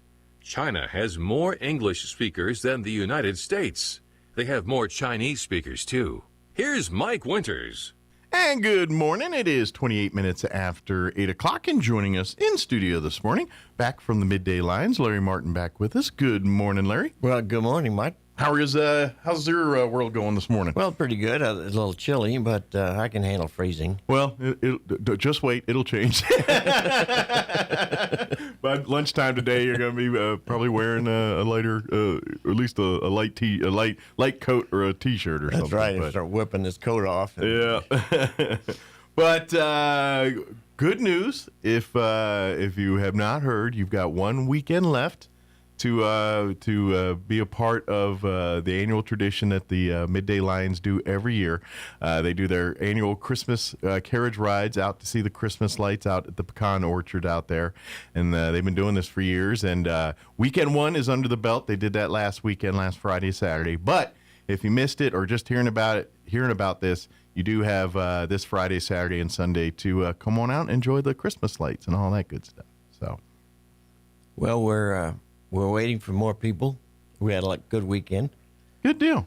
But one thing I noticed, when they get off, they're all happy. So that's good. It means that they're having fun. How can you not be? I mean, you're on the carriage. You're looking. We've had some that were grouchy. Well, you know, not this week, but well, you know, there's a Grinch every now and then, and they're just some people. Now, if it's cold and like real cold, I could see someone might be a little uncomfortable. But you know, it's been pretty mild this year, and it's really beautiful to go see the Christmas lights. And if you've never done this before, Friday and Saturday and Sunday, but starting at 6 p.m. till about 8 p.m. each night, there are going to be some carriages that are going to be leaving out of the Scout headquarters there on Aspen, and then they kind of go back into the pecan orchard, and they got all those big houses back there, and they all really go over the top with decorating and lighting up their beautiful properties. And so you can take a nice carriage through the neighborhoods back there and just sit back and enjoy the lights and enjoy time with family. And then, you know, while you're waiting or when you get off, you can enjoy some cocoa and some, you know, hanging out a little bit there. And it's a lot of fun. And it's very affordable, just $10 per person for Friday, Saturday, or Sunday. However, this year you did add a special package that you got one more opportunity to take advantage of this Saturday night. You want to tell folks a little bit about that one? Well, Saturday night, the last one at 8 o'clock, is extra long. It's for romantic couples only. Mm-hmm. And it's limited to how many we put on the wagon. And we have a special package with the restaurant, too, also that helps, you know. It's for $50, which is for two. So it's noticeably higher than the other one, but it's longer. I guess you can go by yourself if you want to, but it's, no. You know. No. But certainly not more than two. No. Couples, no kids. So it's a little better ride, and we cover a few more houses. And it's just a nice opportunity for a couple to nice little romantic, get out there in the middle of the night. Yeah, you know? Christmas romantic little evening and have dinner and everything else. But it's only available that Saturday night only, that last ride, the 8 o'clock ride there. The rest of the rides, Saturday, Friday, and Sunday, are the $10 family per person family rides there, and it's pretty cool too. But if you want to do a little special something for your significant other, I recommend the Christmas romantic ride here Saturday night. The best way and the easiest way and the guaranteed way that you make sure you get the time you want and the day you want to ride out in the Christmas lights is go to the Midday Lions website, which is roswellmiddaylions.org. And there you can reserve your time and slot there for your carriage ride. Again, they start at 6 p.m. each night, and then the last one's out there at 8 o'clock. The romantic one is that one ride at 8 o'clock Saturday only. So that's you don't have flexibility on the time. There was 2 Saturdays to pick, but now you only have one. So no flexibility there. But definitely sign up, get there. All the proceeds, your money that you donate, goes back to the Midday Lions, which goes back to helping mostly children with eyeglasses and things right here in Chavez County. A few adults, but it really goes back to helping youth with vision issues and getting glasses or getting in touch with the medical specialist to get their vision taken care of, things like that. So, last year we gave out over 150 double pairs to kids and adults. That's amazing. And no charge. And as a person that buys glasses from time to time, the older you get, the more you got to buy them. They're not cheap, and you can really break a family's budget by buying a pair of glasses. Sometimes, you know, you could easily drop $500-600 for a pair of glasses, and especially during a time of year like this when other monies are being budgeted. This is the kind of, you're really helping families by coming out and seeing Christmas lights and enjoying, you know, time with your family and all that stuff. So it's a win-win for everybody. You're helping people in our community, and you get to go and see the beautiful lights and spend some quality family time together, making memories on the carriage ride. Absolutely. Yeah, it's a really great deal, and we want to thank, of course, the Scouts partner with you guys. The Lions do sponsor some Scout troops here, so they always help out and lend a hand, to make sure the event goes smoothly with logistics and things, helping navigate people where they need to get to. Obviously, providing the parking lot there to be a station for folks to enter and leave from. So we do appreciate all Parking is not a problem. You just get out of your car and jump on the wagon. Yeah. So. If you're not familiar where they're located, it's very easy to find. If you go down Country Club, like you're heading towards the pecan orchards there, turn on Aspen, which is right on that corner of Aspen and Country Club is the Mormon Church. Mormon Yes, thank you.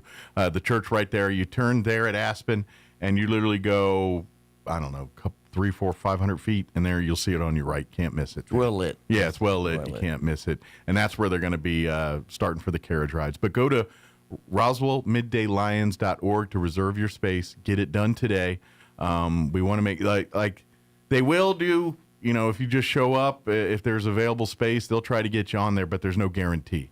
So just to make sure you can guarantee you go out there and you'll get a ride, go ahead and pre-register or reserve your spot here on the website just to save yourself that headache. If we had some open slots this last weekend, so in fact we had one couple come by and we just put them on it. You'll try, but if you want to save you want to guarantee, go ahead and get on there, and then you can reserve your space, and you don't have to worry about it. You just show up a little bit before your scheduled time and enjoy the show.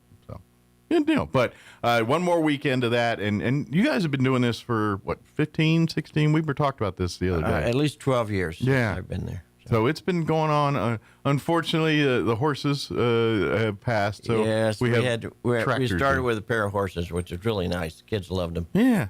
And that was a big draw. Maybe someday. But we have a nice, quiet vehicle that pulls it. Not to mention, you don't have to go behind it with a shovel. Right. That is a plus. that was my main job, was a pooper scooter. Yeah, because that's one thing. I'm sure the neighbors did appreciate you leaving little pyramids around there. No. Neighbor.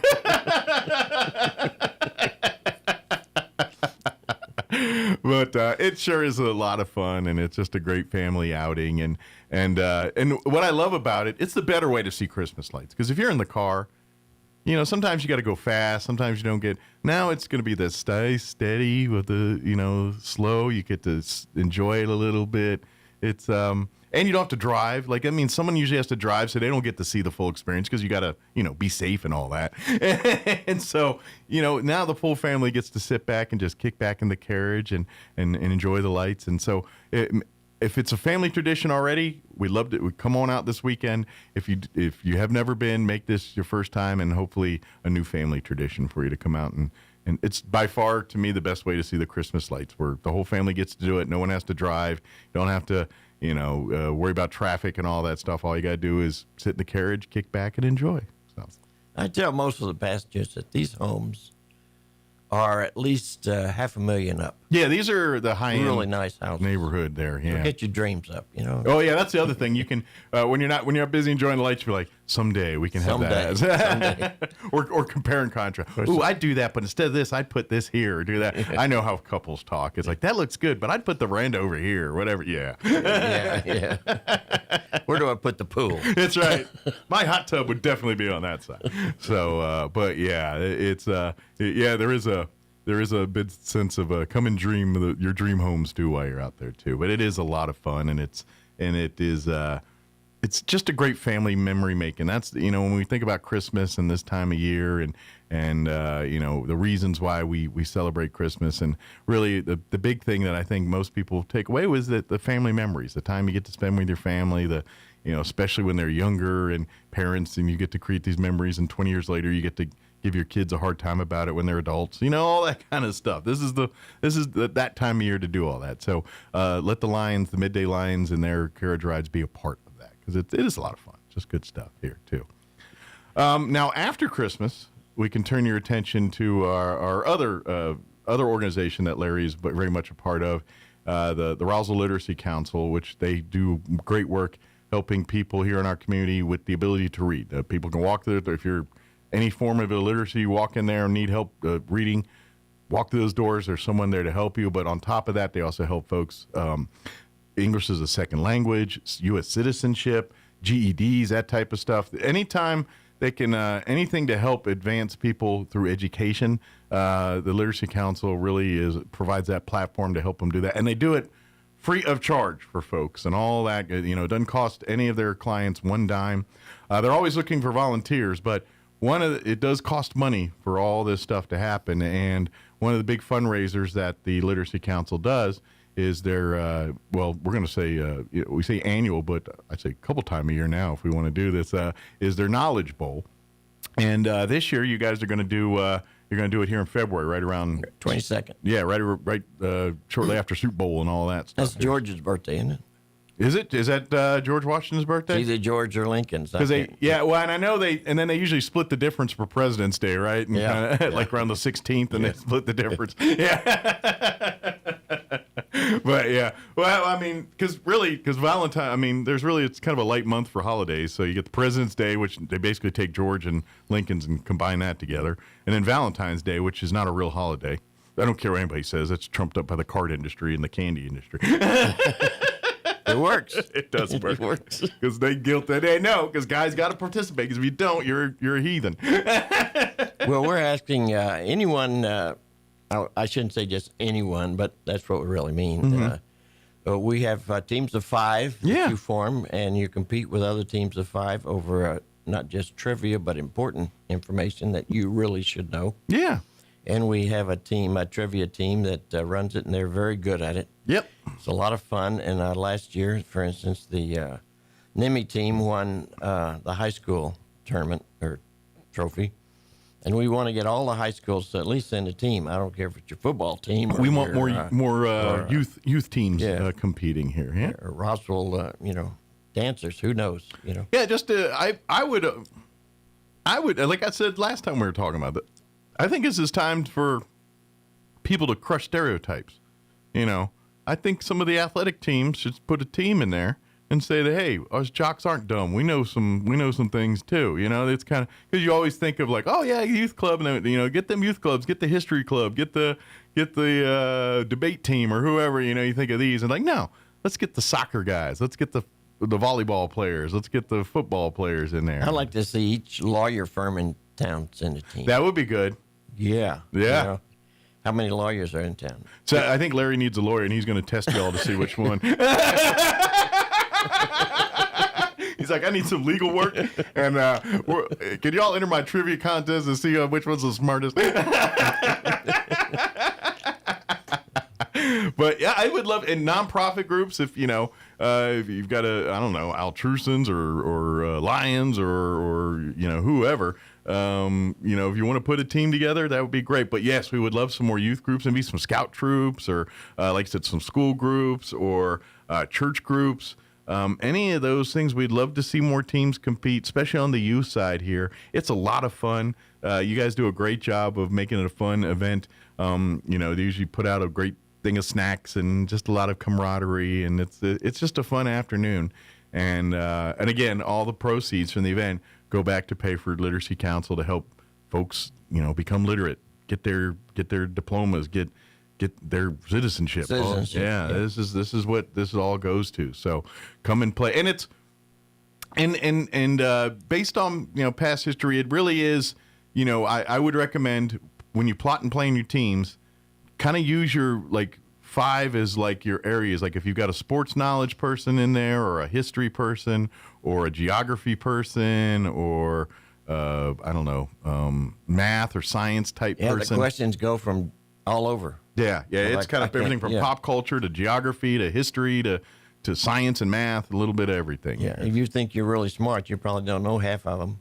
Yeah. So bring someone else that knows the other half. That's why I always say build a universal team. You don't want now, and here's the deal. You can really have up to 5. I mean, 5 is the max, but if you only have 3 or 2, that's... if you're smart enough to do it by yourself, be my guest. Yeah, but I'm saying you're in a disadvantage. Yeah, you need, you need to get, unless you've been training for Jeopardy your whole life or something, like those type of people that just train. You ever seen, there was a movie in the 90s called White Men Can't Jump. It was starred Woody Harrelson and Wesley Snipes, and it was... Well, Woody Harrelson's girlfriend, she was famous too, but her name just slipped out of my head. But anyway, Rosie Perez, that was her name. Anyway, she was in that movie. She was studying to be on Jeopardy, and she was just learning questions and have Woody Harrelson's character quiz her and all. So if you're one of those types, then maybe you could do it by yourself. But but the rest of us, I would have a assembly of team. But it's a lot of fun. And this will be in February here, so you got time to start putting your teams together and all that. Can they register now, or do they have to wait maybe here till we get a little closer? No, to I the have to event? wait a little closer. We're not ready for it. But Good deal. But put it on your radar. Start putting your teams together. And that is February 27th, you said? 22nd. 22nd, I'm sorry. February 22nd. Save the date, and let's it's start. Sunday afternoon. Yeah, it's usually Sunday, and football will be done by then. So you don't have to worry about that. It'll be past the Super Bowl and all that. And the Cowboys... Well, I can't say nothing. They might actually make. They've got a chance to make the playoffs. My team, very slim. Slim, but hey, you never know. I don't know. The Eagles. Put it this way: my team plays the Eagles this weekend. I hope we help you Cowboys out. I don't think we will because my team stinks, but I really hope we help you out and we whoop the Eagles this weekend because I hate the Eagles. I really hate the Eagles. Well, this Knowledge Bowl is essentially a fundraiser, so. Unless you're a school, we ask for a $100 donation for your team. Okay, then you can work that out. If you're a lawyer firm or a business company, car dealer, who knows, want to get your name out there, we publicize your names, so we help you out a little there. Yeah, if you want to sponsor. Yeah, and you can sponsor a team, maybe your own kids, that's fine. Absolutely. Your family. Sponsor a team or sponsor the event. 2 years ago, we had a family came out, and the family came in second. Nice. So, mom, dad, and three kids. The Jones family took it this year, whatever. Right. Yeah, exactly. I love it. Excellent. Bring it on. Game on. Yeah, families can do it. Maybe theme up your family. Maybe if you're a fan of, I don't know, The Simpsons, maybe come as The Simpsons. We're The Simpsons today. Their kids knew things that I didn't know, that's for sure. Well, The Simpsons kids are 50 years old now at this point, so even though they look like they're 12. They're as old as I am.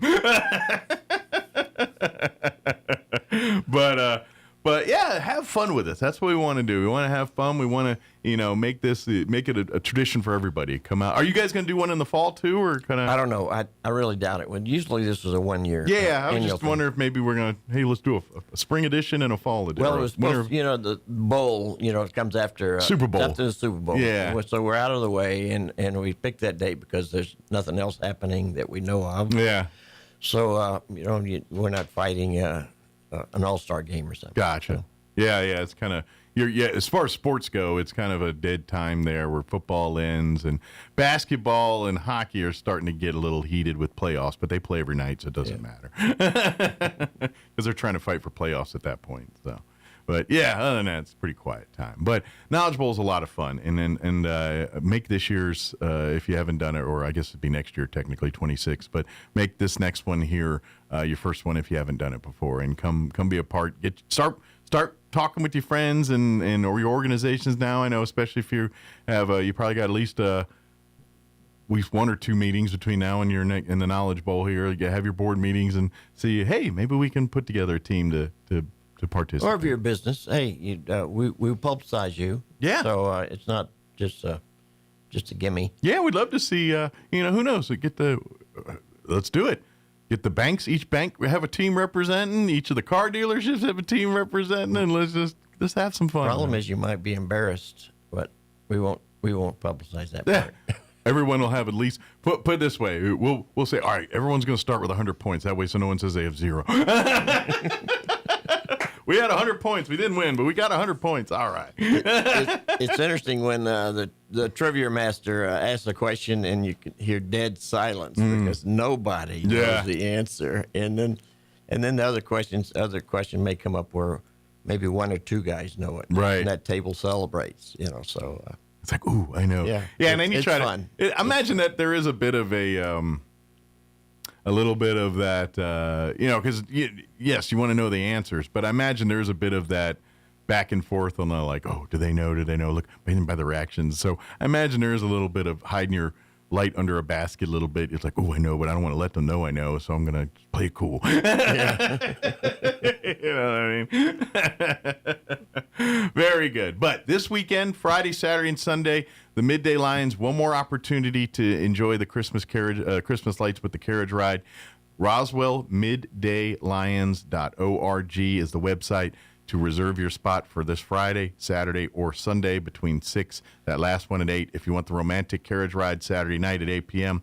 for $50, again, reserve it at the website, RoswellMiddayLions.org, and then put the Literacy Council's Knowledge Bowl on your radar. Save the date, February 22nd, that Sunday afternoon. And you guys going to do it at the Joy Center there? Yes. Yeah. Yes. Like past. Yeah, the Joy Center is very good. They work with us quite well. They have a kitchen, running water, restroom. It's all comfortable. Everything a Knowledge Bowl needs. That's right. That's right. And we have lots of food. We bring food, keep you happy. Oh yeah, I put it this way: it's a cheat day for your diet because there'll be lots of chips and cookies and sometimes little sandwiches and things too. So all kinds of. Put it this way: if you leave hungry, it's kind of your own fault. That's right. Yeah, kind of. You were deliberately not eating if you didn't. I know half the time. Like, can you hold off a minute? I got to get another plate. Hold on on the questions. I got to get some more Oreos. Hold on. Larry, is there anything we missed? Did we get it all? I think we got it. Very good. And of course, by the way, if you want to be a volunteer, either with the Lions or, of course, the Literacy Council, if you want to serve as a mentor to help with folks, or we get a lot of retired teachers, that type, but. Really, if you just have a desire to work with people, that you guys do have all the tools to help them do it. Let me make a point on that. That most of your, I'll say all your service clubs in town, whether 6 or 7 or 8 of them, I don't know how many exactly, but we're all out there with volunteers, and I would say most of us are retirement age because we don't have to work. You got the time to do it. Yeah, I have time to do it. But if you get up to that point where you're wondering, what am I going to do all day? Hey, find one of these organizations, check with the Chamber of Commerce, they'll help you. You will be amazed at your own but I think you'll feel like you're happier about yourself. Like if you're feeling a little, once you're busy and you're involved in things, that tends to feed your own soul a little bit. Amen. Too. It helps the city. A lot of things when you look in the paper, I'd say every week or every day maybe there's an article on one organization doing something that helps. Absolutely. Even like the library's opening up, and you said they're doing something Saturday. Right? Yeah, they got their Yuletide Festival Saturday here, so Saturday morning. So you pay attention in this town. There's a lot of things to do if you want to just get off your rear. There's so many things. Yeah. If everybody picked one organization in town and supported it, I imagine it'd be gangbusters. We would not have a lot of need in this community. Things would get done. But if you are looking for a place to do that, the Literacy Council and our Lions Club, Midday Lions, definitely have a home for you to help out there. So good deal. Larry, thank you so much. Appreciate it. We'll see you here next time, and I'll start hitting the books to get juiced up on my Knowledge Bowl stuff, because old stuff I'm good at, but if it's newer stuff like pop stuff, I'm a little in trouble. Well, that's why you have an 8-year-old. Yeah, we need the designated. Whatever. Yeah. You want some obscure Civil War history? I got you. Very good. Thank you, Larry. If I don't see you between now and then, Merry Christmas, and a Happy New Year, and we'll see you soon. Thank you, Mike. Thank you. It is 8:52. Let's pause for news and Chavis County sports. Quick break as well. Don't go away. Now for a Pecos Valley news update. A record 122 million Americans are expected to travel for Christmas this year, with the rush starting Saturday. Airlines are preparing by adding 2,000 seats daily during the holiday rush. However, winter storms are challenging these preparations, with over 10,000 flights delayed and 1,500 canceled on Sunday. You can pay for your bags ahead of time, you can check in ahead of time, and you can make sure your seats are where they need to be ahead of time. And to avoid extra fees, travelers should have a real ID, which is a driver's license with a gold star in the upper right-hand corner, or a passport. Most travelers are expected to drive, and there's good news at the pump. The national average for regular gas has dropped below $3 a gallon for the first time in 3 years. Last month, prices averaged above $3. In New Mexico, the average is about $2.67 for a gallon of regular gas. A year ago, the average was around $2.73 per gallon. Now you're up to date. I'm Sandy Connor. It's time for the Chavez County Sports Report. Got some Tuesday night basketball scores for you. The Goddard Rockets moved to 3-2 on the season by mauling Moriarty at home 63-17. 19-6 at the end of one quarter, and then you think that was bad. Goddard outscores the Pintos in the second quarter 23-1. So no problem there. Goddard will be playing next on Monday against Dexter. That's a 6:30 start. Meanwhile, also in boys hoops, it was Roswell playing at Alamogordo last night. And Alamogordo wins that 82-71. That's a little bit deceiving. That was a close game, only a 2-point deficit for the Coyotes going into the fourth quarter. Next for Roswell will be at the Clovis Holiday Tournament. They'll be taking on Portales Thursday morning at 9:45. The Sports Report brought to you by DSI. Call DSI for all your office technology needs. I'm Eric Butler at Roswell's Talk FM 106.5. I'm meteorologist Steve Hamilton with your Pecos Valley weather. We're in good shape today. We'll be in the upper 60s to about 70, and we should get plenty of sunshine. Overnight, upper 30s and low 40s under clear skies, and then it looks about the same for Thursday. Mostly low 70s and plenty of sun. We're in good shape for Friday, too. Mid-70s and sunny. We could hit 80 over the upcoming weekend, and we'll stay sunny and dry. That's your latest forecast. I'm meteorologist Steve Hamilton. All across America, this is the Red Apple Audio Network's Market Report, sponsored by Abacus Global Management. Good morning. After the S&P 500 fell for the third day in a row, when reports said that the unemployment rate rose to the highest in 4 years, 4.6%. FW Bond says markets better hope low hiring reports are distorted because they could point to a recession next year. But some on Wall Street are not that pessimistic and say non-tech stocks have been rising. Bolvin Wealth Management told CNBC consumers are still standing but not sprinting. S&P 500 stocks that rose to all-time highs included Expedia, GM, Ross Stores, TJX, and Delta Airlines. A report coming tomorrow will show inflation for last month, and economists expected to show prices continue to rise. Reports are also saying sales at car dealerships and auto parts stores fell this fall. Tesla stock hit a record high because of more robo-taxi permits despite slow EV sales. Ford took a $20 billion charge because of losses on EVs, and Ford will concentrate on gasoline-powered vehicles and hybrids. CNBC says 2026 will be the year of weight loss pills. With business, I'm Joe Connolly. This is the Red Apple Audio Network's Market Report, sponsored by Abacus Global Management. What if the future of finance wasn't built around averages, but around you? At Abacus Global Management, we're reshaping financial planning around the most personal data point, your lifespan. But it's more than just insight, it's control. As a technology-driven asset manager, we're empowering investors with an integrated system to take command of your time, your future, your financial destiny. This is a new era of investing. Take control at abacusgm.com.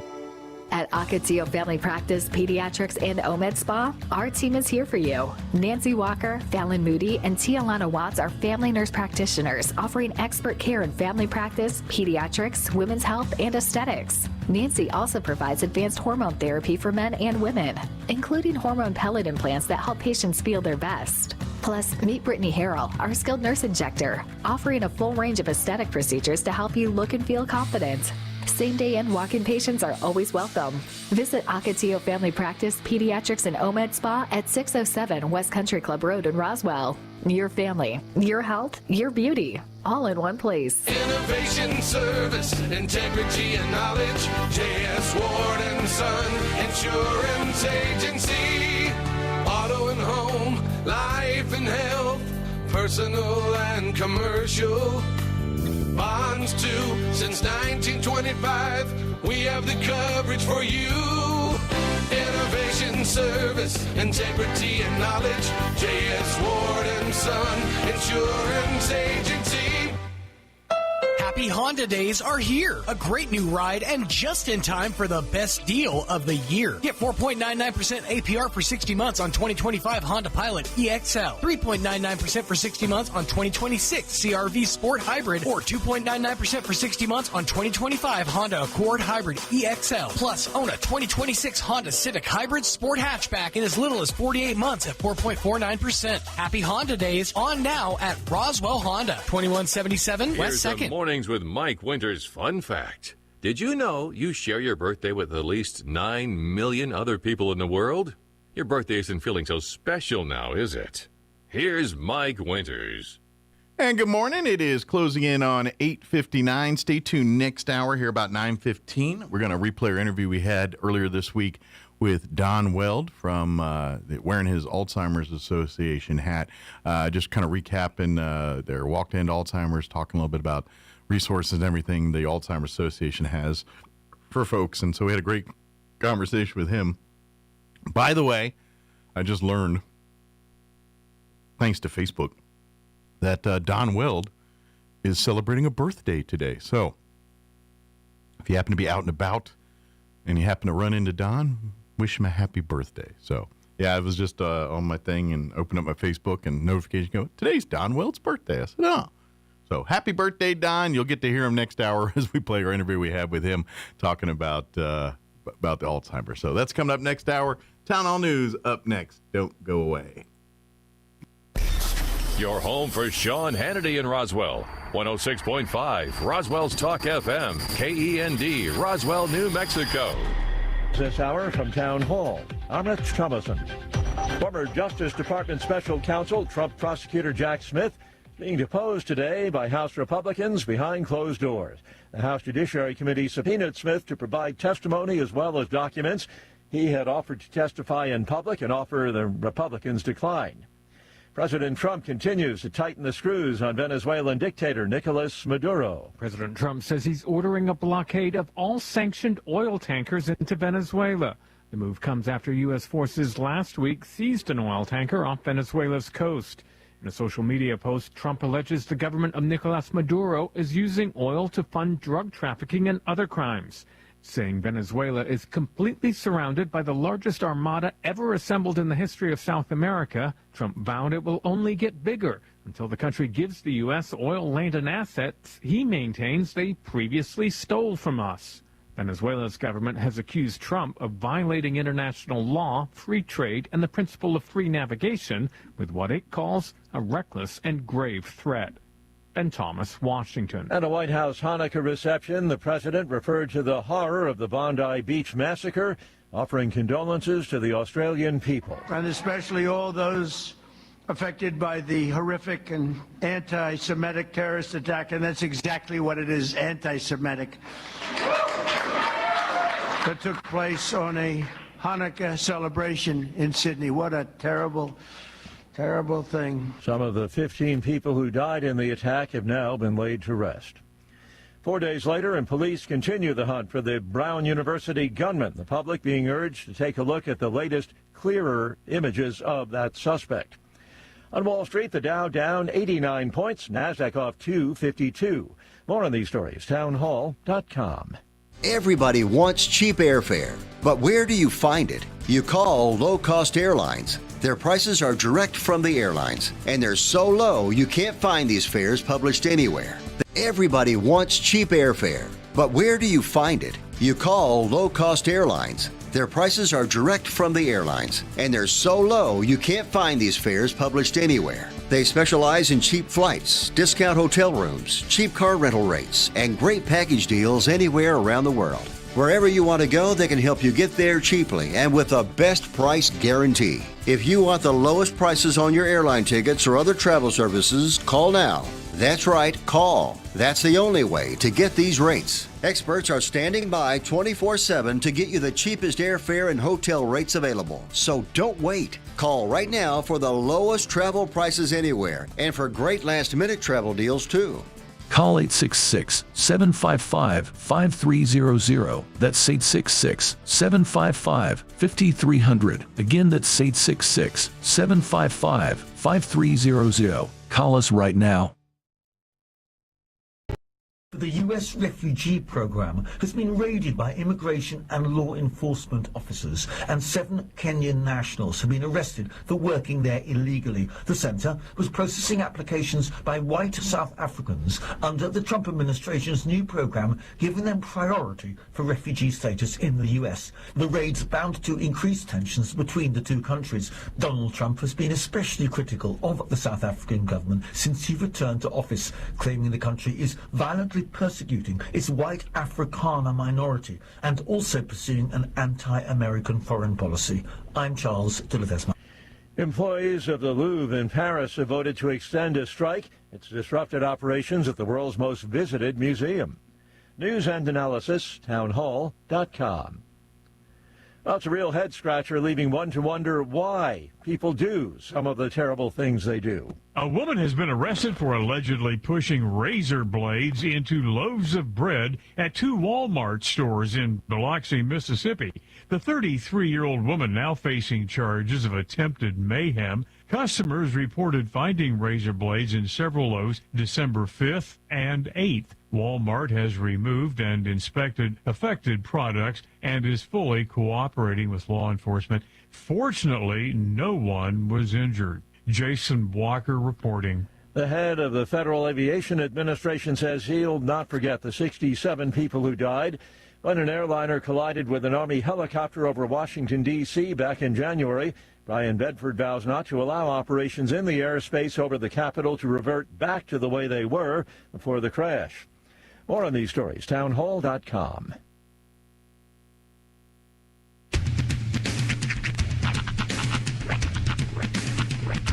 What in the wide, wide world of sports is going on here? I promise you, whatever scum did this, not one man on this force will rest for 1 minute until he's behind bars. Now let's grab a bite to eat. Yeah, come on. I feel the hot wind on my shoulder and the touch of a world that is older. I hit the switch and check the number. I leave it on and then I slumber. I hear the rhythm ringing through it. Flamenco guitar and cumbia music. I hear the talking of the DJ. The devil said, what does he say? I'm on a Mexican radio. I'm on a Mexican radio. Broadcasting live from high atop the J.P. White Building in downtown Roswell, New Mexico. It's Mornings with Mike Winters on 106.5 Roswell's Talk FM. Is that what I sound like when I talk? Now, here's your host, Mike Winters. And good morning. It is 6 minutes after 9 o'clock. Welcome to hour number 3. Tres Inviernos. Of Mornings with Mike Winters, right here on 106.5 Roswell's Talk FM. Happy Wednesday. Indubitably. Yeah, I saw something kind of made me sad. Oh. I mentioned it just real quick to you earlier, but I saw online that Gil Gerard passed away at 82. Yeah. Just recently. That's kind of a bummer. My Buck Rogers. Yeah. I was a fan of the team. Did you ever watch? You were too young. I was too young for it, but I've seen I don't know if you it. caught it in reruns or whatever, but I remember watching Buck Rogers in prime time. Mm-hmm. And I'm not going to lie, one of my first crushes on that show. Gil Gerard? Yes, Gil Gerard. No Twiggy. I mean, it makes sense. No, it's Twiggy, actually. Beady. No, Aaron Gray, who some people would know. There's two things I know her from. One is Buck Rogers. The other is she's the mom on Silver Spoon. Oh, okay. Now, see, that I can understand. Yeah, that's the same Gotcha. actress, Okay. I should say. Yeah, Aaron Gray. She plays like Gil Gerard, Buck Rogers' girlfriend / partner, Right. whatever on the show. But by the way, just to let you know that a factoid on that one, Twiggy was played by the voice of Mel Blanc. Yes. Yeah. I learned a rather interesting fact about Mel Blanc recently. So, did you know that right at the height of when everything was, when he was in everything, during Buck Rogers, when he was still doing, Bugs Bunny and all this, the Looney Tunes voices, when he was the voice of Barney Rubble on the Flintstones. Mm-hmm. He was in a horrible car crash. Really? Yeah, he was in a car accident. I guess it was he had the driver in an oncoming lane had veered into his vehicle, and it slammed into him. And I believe it broke like his pelvis and a bunch of other bones. Basically, it put him into a coma. Oh wow! Like it was so bad that it put him into a coma. And the story of how he came out of the coma is absolutely insane. Yeah. His psychologist would stop by the hospital like every day or other day or so to try to get Mel back, to try to bring him back. Mel, are you in there? Mel, if you can hear me at all, squeeze my hand. Well, one day, he decided to address his cartoon characters. He said, "Bugs, are you in there?" Yeah. And Mel answered in the voice of Bugs Bunny. Oh, wow. Came out of the coma. Nice. So for the next... Did he say, "What's up, Doc?" He said, "Hey, what's up, Doc?" Yeah, he did the whole thing. Like, it was proof that even, like, that these aren't just voices that he made up. These are literally characters in his head that just exist. He's just... what's a multiple personality? What do we call this? Schizophrenic or whatever that is. He's that guy. But that's what they used to bring him out of his coma. And then for the next, I think it was like 6 months to a year, he still had contractual obligations to do voice work. So instead of getting like a sound-alike or whatever, they ended up bringing his entire recording studio and had nurses assist him in running the lines with him and recording his voice and his parts for these shows. Wow. So there's a very good chance that on certain episodes of the Flintstones or maybe one of your favorite Looney Tunes cartoons was recorded from a hospital bed with a basically paralyzed from the shoulders down Mel Blanc. I wonder if the nurses get credit. I gotta imagine like that we look at the credits, like they get a credit. Like best grip or something like that, Key grips. It is interesting. I thought that was a kind of a cool story about Mel Blanc. Yeah, I thought so. And I remember I'm watching, and he was on, and you can go YouTube it. It's up there. There's like a clip of him on, I don't remember if it was on with Tonight Show or if it was with Letterman, but he was on one of them. I feel like it was on Tonight Show now that I think about it, with Carson. Yeah. And he literally just goes through, like from Foghorn Leghorn to, everything in between. He's just hitting them all. If you've ever had a chance to watch Seth MacFarlane have a one-on-one conversation between Stewie and Brian, there's a behind the scenes that exists. I can't remember what it's called, but it's behind the scenes of, there's an episode of Family Guy where Stewie and Brian get stuck in a bank vault. Okay. They get locked inside, and it's a bottle episode. So the whole episode is just dialogue between Brian and Stewie, both voiced by Seth MacFarlane. Okay. And instead of recording one set and then recording the other set, he does the whole thing just in one. And he'll just switch back and forth between Brian and Stewie. That's impressive. It's crazy. Because that's really hard to compartmentalize to in your segment, head. to segment it like that. Because I know that I would make a mistake and say like Stewie's line in a Brian voice, or wouldn't be able to hold the accent for the whole time. Yeah. So it's really impressive. I just get this, like, it's like a whole argument with one person, but it's two people. It is, because it's literally just him standing in front of the microphone, and he does do this thing, so that kind of helps discern. Yeah, that's his own. Okay, I'm Stewie here. Right. Yeah. Okay. Which I guess makes sense, because if you find like this is my OCD brain thinking. Sure. If you look this way and find something to lock your eyes onto and say, "That's my Stewie headphones," look over here and say, "That's my Brian mic." Yep. So it's like I can his see own how reminder that would to know where he's at that moment in his conversation. Yeah, I could see that, because I mean, even like in the limited things where we've done ads and stuff, where you and I have played multiple voices in an ad. It's not tricky like that, but like, oh wait a minute, I'm supposed to be Spock here or whatever it is. It's different. I get it. It is an interesting.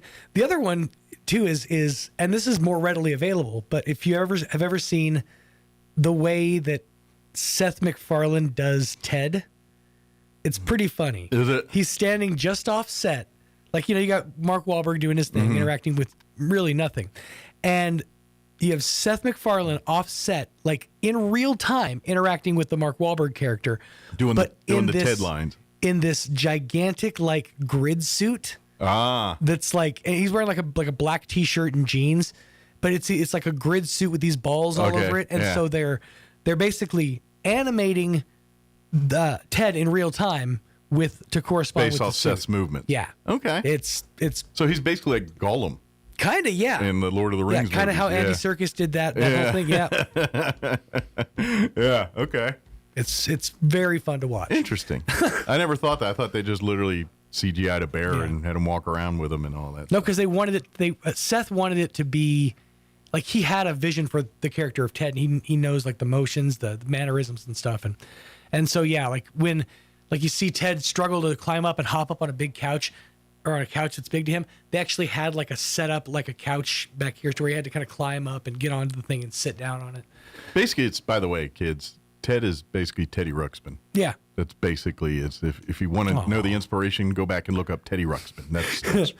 That's what Ted is. And if you're really, really bored, go find yourself, and if you can find one, get a Teddy Ruxpin.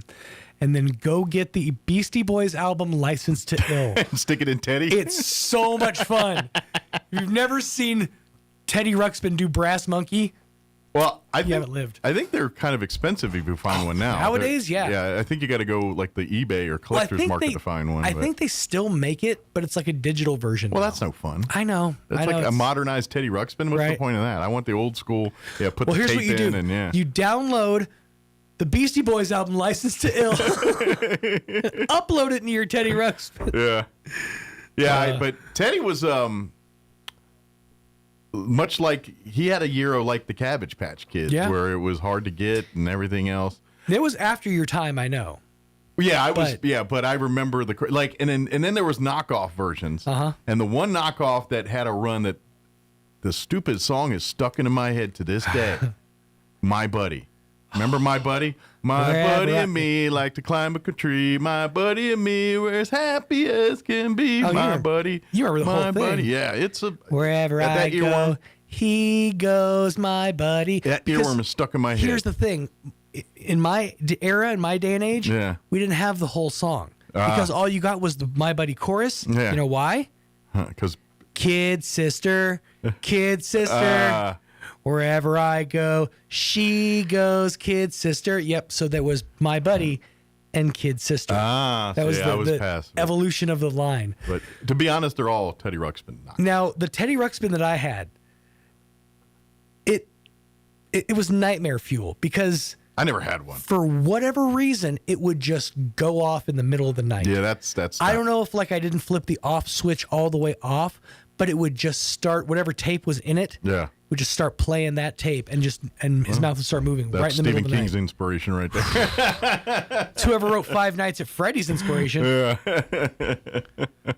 But those were. But yeah, Ted is basically Teddy Ruxpin. Kids that have no idea what Teddy Ruxpin is. So, but yeah, it's Ruxpin. If I believe, if you want to look it up on Google, he's basically Teddy Ruxpin. If you put Beastie Boys License in his chest. Let's see if. Well, now that you say that, there's so many other songs I would like to try too of that era. Right. Like I would also like to throw in Anthrax's "I'm the Man." That's pretty good. That's pretty good. So today, this is Wicked Cool Toys. Teddy Ruxpin is $249 via Walmart, but I think it's that's the new one. That's for the new vintage one. Now this says you can get a relatively decent looking quality one, vintage 1985 version for $49.99 on eBay. Oh, that's it? Yeah. I thought it'd be worth more. I would think. I guess the new one's kind of outshining the old one. People are like, I don't want that. I don't want cassette tape. I can't even get a cassette tape. At the same time, when it says gently used, you kind of got to wonder. I was the a 80s, kid. It was a different time. I had no gently used toys as a kid. Right. They did not exist. Yeah, that was not a thing. All my toys were either used or. But I knew a kid that had gently used toys. Like one friend of mine to this day. Matter of fact, Vic, the guy that was on the whole shooting in the January 6th, that guy, my friend Vic. Yeah, him. He grew up as a kid. He had the G.I. Joe base. He had when skateboarding was a thing. He had a Tony Hawk skateboard that was by far the 10 times better than any other hot garbage we had a skateboard. He like when we started playing hockey, that dude had the most expensive sticks, the most expensive stuff. I knew a kid like that. But his toys were like his G.I. Joe base. Yeah. Like I'm willing to bet somewhere in his storage, he's probably got that bad boy, and it's probably just as pristine as it was 30 years ago. But was he somebody who let you play with his stuff? Sorta, yeah. I'm never outside with those things, but in his room. And but like he had like the cool jam box. Oh wow! Like stereo in his room with like a dual cassette, and I think when a CD player came out, he had always the best pimp. Darn. Like when we got cars, he was the first one to have a car. He had a '73 VW Beetle, which, it was a Beetle. But when we had no car, his car was the king of cars. Oh, for sure. Yeah, my sister's first car was a 1986 Crown Victoria. Yeah, in like peach color. Mine was a '78 Buick Regal, and that thing was a boat, and I rode the crap out of that. Mine was a '78 Buick Regal, and it was a boat too. Nice. Matter of fact, you hit a bump, and it literally USS Regal. Yep. Gotta have that time to get back in. All right, I got to get the show hour going here, but we're going to replay our interview with birthday boy Don Weld. Ooh. I just learned that from the Alzheimer's Association. We'll play that here in just a minute, but first, your weather. Katie Ruxpin. I'm meteorologist Steve Hamilton with your Pecos Valley weather. We're in good shape today. We'll be in the upper 60s to about 70, and we should get plenty of sunshine. Overnight, upper 30s and low 40s under clear skies, and then it looks about the same for Thursday. Mostly low 70s and plenty of sun. We're in good shape for Friday, too. Mid-70s and sunny. We could hit 80 over the upcoming weekend, and we'll stay sunny and dry. That's your latest forecast. I'm meteorologist Steve Hamilton. Thank you, Steve. Currently 44 degrees here in Roswell. Humidity's at 35%. Winds are out of the northeast at 5 miles per hour. Sunny and 70. Nice day today. Winds will be out of the south, 5 to 10 miles per hour. Tonight, mostly clear. Overnight low 40. South winds 5 to 10 miles per hour. Thursday, another warm day. Sunny, 71. Hiccups there. Okay, I think they're done. Northwest winds 5 to 15 miles per hour. Friday, we're up into 73 in sunny skies. South winds 5 to 10. Saturday, we're hitting the 80s. Sunny and 81. And then sunny and 71 on Sunday. And then 73 on Monday, 74 on Tuesday of next week. So warm weather for the next, for the foreseeable future anyway here. No complaints, but I don't know. I like a little cold for Christmas. But just, please, just a little bit. That's all I ask. A little, not a whole lot, just a little. All right, let's see. It is 21 minutes after 9. We're going to take a quick break, and then we're going to play our interview with Don Weld from the Alzheimer's Association. Don't go away. You can buy all the furniture you want, but can you accessorize? This is Melanie from Glenn's Furniture. Transform your home by adding chic lamps, accent chairs, and unique statement piece artwork everyone will love and appreciate. Why live with basic walls and no ambience? Turn boring into colorful and pull that design genius from the depths of your heart. Your home will thank you, and so will we. Come see us at Glenn's on the corner of Union and Alameda, where delivery is free since 1953. Artesia General Hospital presents your fall and winter health checklist. Fall and winter are beautiful seasons, but they're also cold and flu season. So here are a few quick tips to help keep you healthy. Tip number 1, hand hygiene. It's your first line of defense. Wash for 20 seconds with warm water and soap. Tip 2, holiday food strategy. Fill half your dish with fruits and veggies first. Pick lean meats and save room for just one dessert you'll really enjoy. Tip 3, protect your skin. Heaters dry the air, so moisturize daily and drink plenty of water.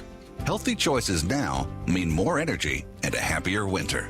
These healthy living reminders are brought to you by Artesia General Hospital, ready to help take care of you and your family. This is Dr. Sarah Usher at Carabelli Dental, and we want you to know that we stay on the cutting edge with the latest technology and treatment options, because your smile deserves the very best.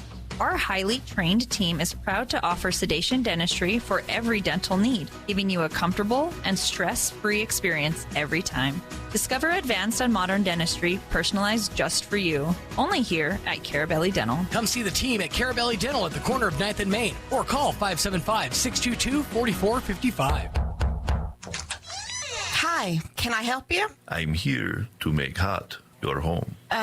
You're not Fergie's. I have right tools for a job? Well, you may have the proper tools, but do you know how to use them? I learn on Croatian YouTube. Oh no, baby. Just because they have the equipment don't mean they can get the job done. Let Fergies work their mojo on your heating and AC unit. 622-2660. Fergalicious. It's the most wonderful time of the year. Unless your washer sounds like this. If your oven doesn't heat, your fridge is warmer than Santa's fireplace. Fear not, Roswell. Santa's favorite appliance elves are at Bush Appliance. They've got brand new washers and dryers that actually dry things before New Year's. Dishwashers so quiet, you'll think the dishes wash themselves. Dishes are done, man. Stovetops and ranges that'll roast your chestnuts evenly. And refrigerators colder than the North Pole. But wait, there's myrrh. Bush Appliance custom tiny elf hands woodwork is the best around. Kitchen cabinets and countertops so gorgeous your mother-in-law will actually compliment you. And yes, they do custom and installed windows for homes and businesses because nothing says Merry Christmas like not freezing your jingle bells off. Dash on over to Bush Appliance in Roswell before it gets dark at 4:30 in the afternoon and get off Santa's naughty list. Bush Appliance, 111 West Country Club. Tell them Blitzen sent you. They'll know what it means. Here's a Mornings with Mike Winters fun fact. There are 293 ways to make change for $1. Try all 293 on the guy who keeps borrowing money from you. Here's Mike Winters. It's now officially in studio. Don Weld with the Alzheimer's Association here. Good morning, Don. Good morning, Mike. How you doing? Doing well. Happy Christmas. Now officially in studio. Don Weld with the Alzheimer's Association here. Good morning, Don. Good morning, Mike. How you doing? Doing well. Alzheimer's are supposed to be here? Yeah, exactly. He wears so many hats that. Yeah, well, it's Alzheimer's. And it's Alzheimer's, so but yes, of course. I guess it's been a little over a month now. But you had your walk to end Alzheimer's. Yeah, that we did. Yeah, did well. And I think you guys hit the goal, didn't you? The numbers. We got all of our. I think we made everything on our monies. Yeah, as far as the goal you were hoping for, that was achieved. For this year, I don't think we had all of the teams that we wanted. Gotcha. We were short on teams. Sponsors, we did well. That was good. Good. So next year, get a few more people to come out. That's right. We need to get more teams. Yeah. The show of force type thing. And showing them as many people wearing the purple and showing and getting people to say, why are all those people wearing purple? What's going on over there? And walk over and check it out. And I can tell you that right as of today, we plan on having the walk on the first Saturday of November again. Okay, that's so you can kind of put that on your calendars for 2026 here, and dare I say, start percolating teams and all that now. That's the 3rd of November this year. I have no earthly idea, Don. I'll take your word for it. I don't know when. I just figured out Christmas was on Thursday about an hour ago. Yeah, so. Oh, actually, no. It's the 7th. 7th would be the first. Yeah, that's the first Saturday. So I guess the first falls on a Sunday then, I guess? Yes, it does. Okay, all right. Yeah. So you got the most possible latest Saturday it could be in November there. It is for the first Saturday. And typically Roswell runs their walk at the end of the season. Okay. Where we're either the last or one of the last. You're like the Santa in the parade at the Macy's parade at the end there. And that I think holds nationally too. I think we're pretty close to the end of the national. Oh wow, you're really at the end. Yep. So we get to bring up the rear and do all of the glory. That's right. Yeah. Now that I think about it, we're more like in the NFL draft, Mr. Irrelevant. The one that always gets drafted at the end. And we beat everybody else and in you the end state. Up, and they get a little. There's a few of those guys have gone on to have long, very good, prolific careers and everything else. Good careers. Yep. Yeah. So, but that being said, we thank everyone that did participate in this year's walk, and we look forward to seeing you next year, where hopefully we got even more progress to report when it comes to. It seems like every year they're starting to get more breakthroughs and more just moving that needle closer to actually getting the first person. We're seeing the effects be reversed, and we're seeing a cure or who knows, a vaccine at some point, whatever we see. But we do need more help next year because the person who is the paid person has moved on. Okay. She got a better deal somewhere. Okay. So she is moving on. So we need more volunteers. We need more volunteers, and I'm not Do sure. they plan on trying to fill that role, or is it that kinda- I didn't catch? I Yeah. don't know if she's going to be replaced or not. Well, that's when you get into the nonprofit world on paid It's positions. tough. Sometimes they gotta. Okay, do we justify keeping this position or not? And Yep. and is the juice worth the squeeze? Because every penny obviously needs to go to the mission, and so they try to limit expenses as big as now. Right. If they look and say no, we absolutely need this person, and so but they're going to assess all that probably. That's right. Yeah, and we do have an excellent committee chair, Katie Hernandez. Yeah, she's been on multiple times here. Right, and so she will be back as the chairman. But she needs some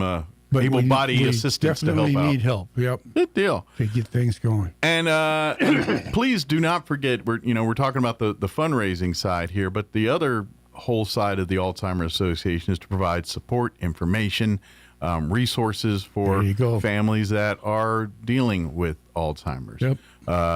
Obviously, when we talk about Alzheimer's and dementia and things of this nature, this is one. I mean, these diseases impact an entire family, but this is one of the few that almost the family members have the harder struggle than the actual patient in this one. Yep. I'm not saying it's not a struggle for them, but the emotion, what you're dealing with is probably a bigger toll on the family than it is sometimes the patient here. Yep.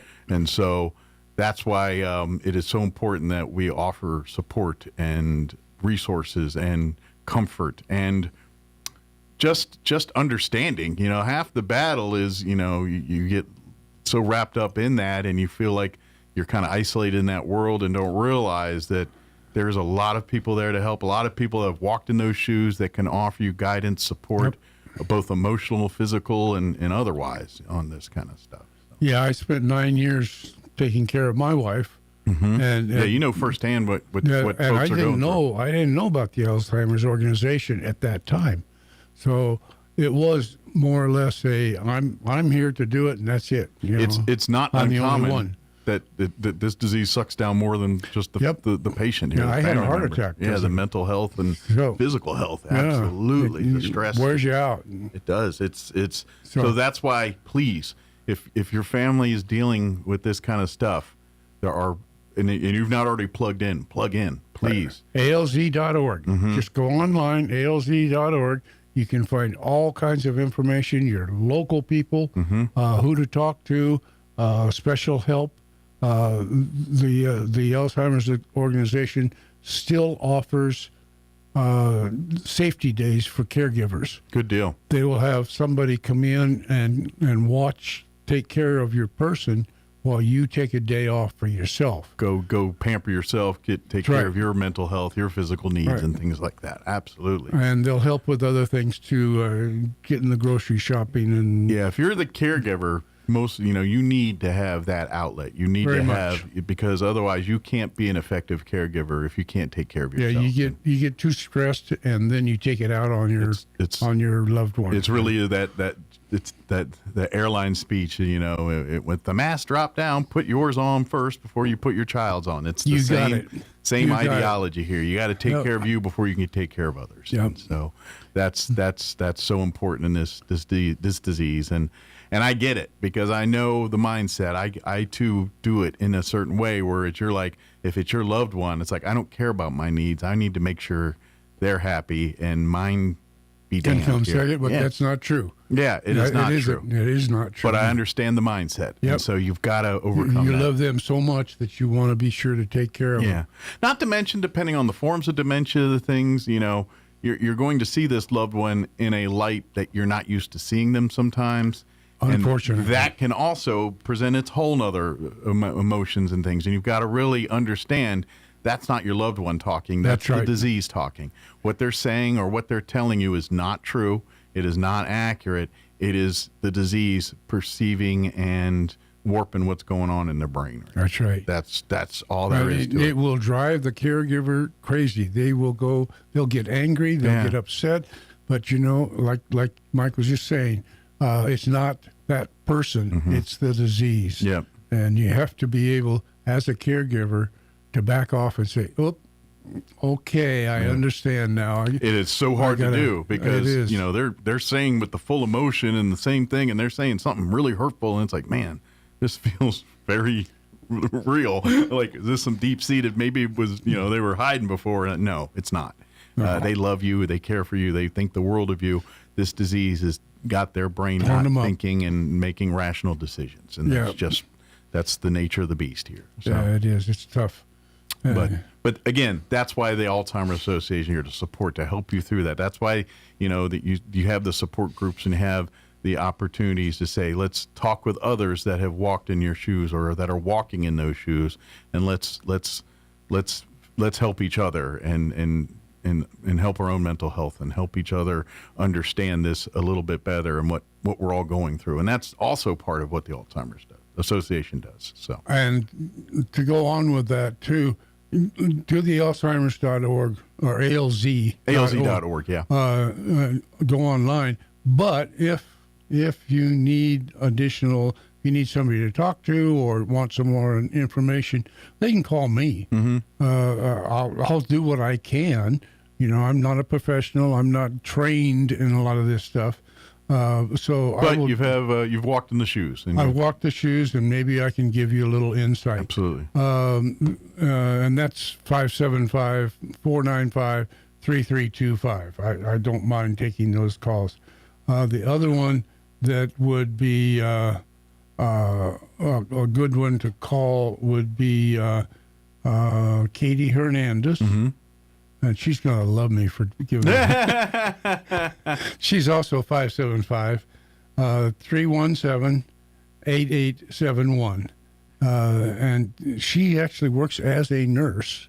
So that's her day job. But she also job. Has family, and that's why she's also... That's right. And she has a father who presently... is currently fighting. Fighting Alzheimer's. So...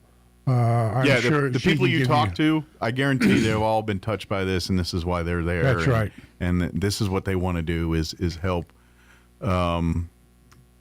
you make this transition or deal with this disease, is make that process as easy as possible. Yep.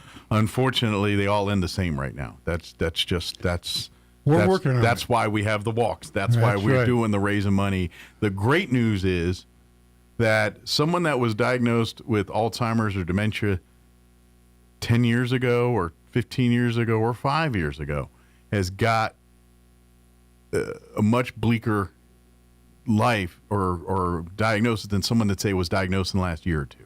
That's someone right. that's been recently improving. diagnosed, they have medicines there, they can prolong the quality of life to, depending on how early it's caught and things. They could literally start them on meds, and they could live the next 20 years with minimal, very, very little symptoms. Yeah, and so we're getting better and better with that. And so I say, if you can get that buys you time for this cure, because I really legitimately think we're within 10 years of seeing it's coming closer and closer. Seeing our first person that say, no, we're seeing a reversal of the symptoms. We're seeing a cure for this disease. White flowers, what we call that in the walk. So if you're getting diagnosed today, you're in that window where it's like, you have a chance. You keep healthy, keep on your meds, keep doing what the doctors tell you, and you could be here living to see the end of this. And that's what we're all hopeful for. That's right. And this is why we want more people to get involved and to put on your purple and to form your teams and to walk. So that money is there to push us over the goal. That's right. And the more people that get involved, the more we spread the word, the more people we're going to find who are in those early stages that we can help now. And it's getting, like cancer is one of these things that touches everybody. And, and Alzheimer's is probably right behind it, or dementia, or related. Very much. Related. Very much so. It's not quite, it's like cancer. It's like, man, you almost know someone directly, if not, you're immediate. Whereas Alzheimer's, it's a point where I know a friend, or I know I have a friend of a friend. It's someone in your inner circle may not be as close as someone with cancer, but it's in that same ballpark is what I'm saying. As far as many people this disease impacts. So that's why we're saying, reach out, get involved. And if your family's recently been hit with this news and all this kind of stuff, please, there is support. There is lots of folks that can help you deal with these symptoms. To be honest, if you're getting diagnosed today with this, there's hope. There's good, 10 years ago, they're getting, what can we do to make this the best, whatever time's left. Now there's let's keep healthy. Let's keep at this. You stick around, you might make it to see the cure. And that's where there's hope. There is a light here. Right. We just got to keep supporting, keep fighting, keep raising awareness, keep raising money. We're so close, and I would love to see Alzheimer's go the way of polio, where polio was wiping out generations of people. Now it's like polio, what? What was that? That was that thing from back in, that one president had it. You know what I mean? That's what we talk about. Yeah. And now, I would love to Alzheimer's be that in that same conversation. Like, oh yeah, those people back in the day had that. That's where we're hoping for. So now, the end of the year for Alzheimer's is actually December 31st. Gotcha. So any things you do now, any donations you make right now, go on this year. Okay, so which is fine. So if you like to keep donating, and dare I say, if you're looking for a little tax break for the end of the year places, there you go. Alzheimer's you can put a little money in there. Great place to do that. There's your tax break. January, we start a new year. Right, we go through the whole process again. We will be looking for volunteers. We're going to have to restaff our committee and make sure we got everybody up and doing things and do all the processes we have to do during the year to get those teams together. Absolutely. When I come on next month, January, I'll have some more information on that. Okay. But in the meantime, if folks are interested, please reach out. If you want to volunteer, if you want to serve on the committee, in various ways, shape, or form, or be on the board, call me. Always looking for more folks to be involved. Yep. And call me or call Katie, one of the two. You have the phone numbers that I gave you. Absolutely. So, and then you guys also have a local Alzheimer's Association Facebook page too, if I remember right. Yes, I haven't been able to get on there myself. Okay. But it is there. Okay. It is there. Just look up on Facebook. Look up Alzheimer's Roswell. Yeah, and it usually pops right up as one of the first search, or Chaves County, something to that effect. Yeah. And I think it's just Chaves County. It might be under Chaves County, but either way, that'll be your local, and then you can shoot a message, and Katie or obviously Don, he's not plugged in, but I think Katie or one of the other volunteers are. Somebody will get back to you, I'm sure. Don's better get a hold of by phone or text. That's right. To have you, but yeah, please reach out, please get involved, and certainly if you're a family in need. Or maybe you're new to the area or newly diagnosed with this disease. Let's see what we can do to get you plugged in, to get resources to help you and your family navigate what's next, and give you a kind of a game plan of what's to come here and what we can do to help on that stuff. And certainly take advantage of resources to get your caregivers the time they need to take care of themselves. That plug in like if you're one of those in those situations, call today. Let's see what we can do to get someone to help you out a little bit, especially if you don't have anybody else helping you out. Sometimes that happens. If it's say you're someone our age, and then your parent, if you have a parent that's older, and then you're the only one around, and then you're old enough struggling to take care of your own medical conditions. Now you got to take care of your parent as well and their conditions, and that's just a overwhelming. It really can get to you. Yeah. And if you don't have a lot of family left in the area and things, and it's really tough. I get it. So please, there are folks that can help out with that too. Commonly, Alzheimer's doesn't strike that we know of until somebody in their 60s or 70s or later. I have seen cases where somebody is diagnosed with Alzheimer's as early as their late 30s. Oh, wow. Okay. Which is really tragic. It is. What happened? Who knows? Maybe there was some head trauma or something which triggered it or something like that. Something that happened that caused it to lie, almost like shingles, where the chicken pox happened as a kid and it lies dormant and whatever, maybe there's something comes up again. Yeah. And hopefully, like shingles, they now have a vaccine. If you had the the chicken pox as a kid, go get the vaccine. Yeah. I had to do that. Yeah. You know, I probably should. I'm in that wheelhouse, that window, and just my luck, I'll end up with shingles just because I'm. Well, I had a bout of it. Yeah, it's not fun it's from not everybody fun. tells me. It hurts. Yeah. It stings and hurts, and, but when you get that vaccine, it's pretty much gone. Gone. Yeah, I takes should care of probably, next time I go in, get that knocked out. it. Yeah, I'll ask him about that. But anyway, yeah, definitely reach out on that.